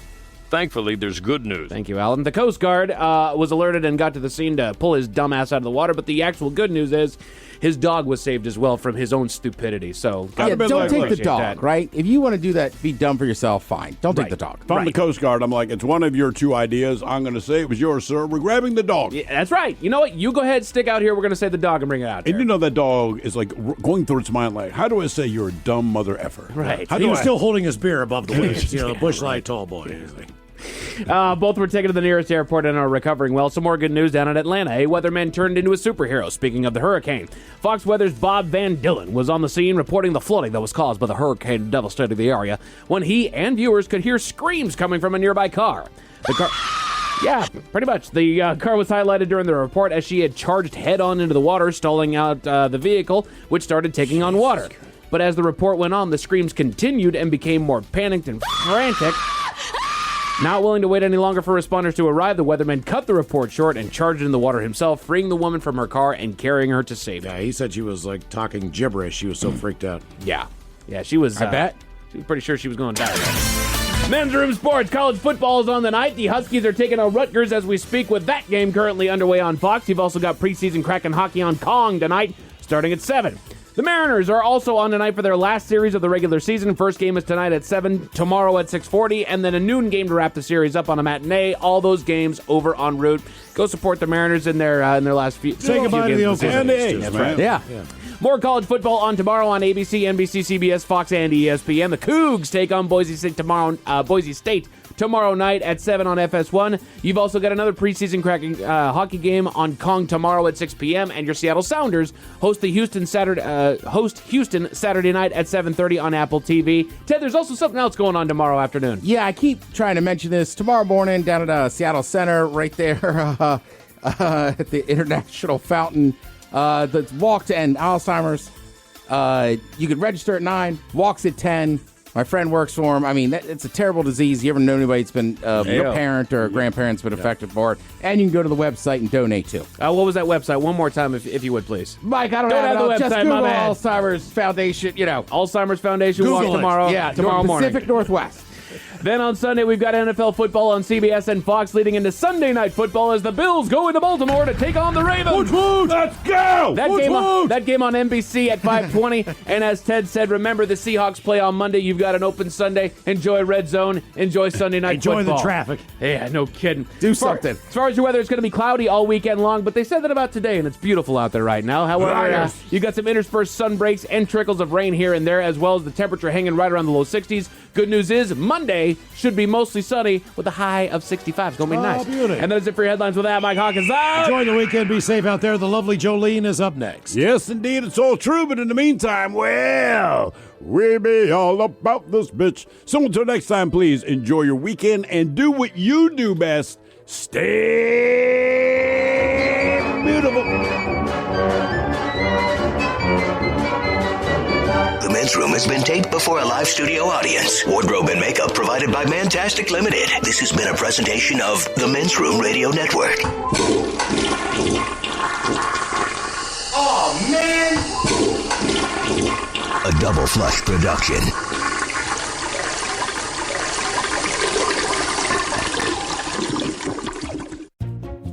Homes.com is the only place where you can find specialized neighborhood guides with the in-depth insider info home shoppers want. Very in-depth info. Want to know if there's homes for sale in the area? We've got it. How long has a home been on the market? We'll know it. Average lot size? Uh-huh. Proximity to local parks? Of course. Insight into your neighbor's divorce? We're working on it. Homes.com. We've done your homework. Coming at you live from Auto Trader, here's New Car Energy. They're searching inventory. You can make a budget for your wallet to help you succeed. It's smarter car shopping just for Find you. your next ride at autotrader.com. Powered by Auto Intelligence. You've finally broken loose from work. 3 friends, 1 tea time, and then the text. Honey, there's water in the basement. Not exactly how you pictured your Saturday. That's when you call us, Cincinnati Insurance. We always answer the call because real protection means showing up, even when things are in the rough. Cincinnati Insurance. Let us make your bad day better. Find an agent at CINFIN.com. To remind you that 60% of sales on Amazon come from independent sellers, here's John from Devil Dog Pet Company. We run our family business from Sterling Heights, Michigan, but we can reach customers all over the country thanks to Amazon. Good boy. Shop small business on Amazon. Roots. Where you're from matters. What's up? It's your boy, the Ted Smith. And I may be from the East Coast, but my roots are deep here in Seattle. Over 20 years deep. Just like our pals at Pinky's Plumbing. They're rooted in Seattle, just like me. And speaking of roots, tree roots are the biggest danger to your sewers and cost you thousands. So let your hometown heroes, Pinky's, get to the root of your plumbing problems. Pinky'sPlumbing.com.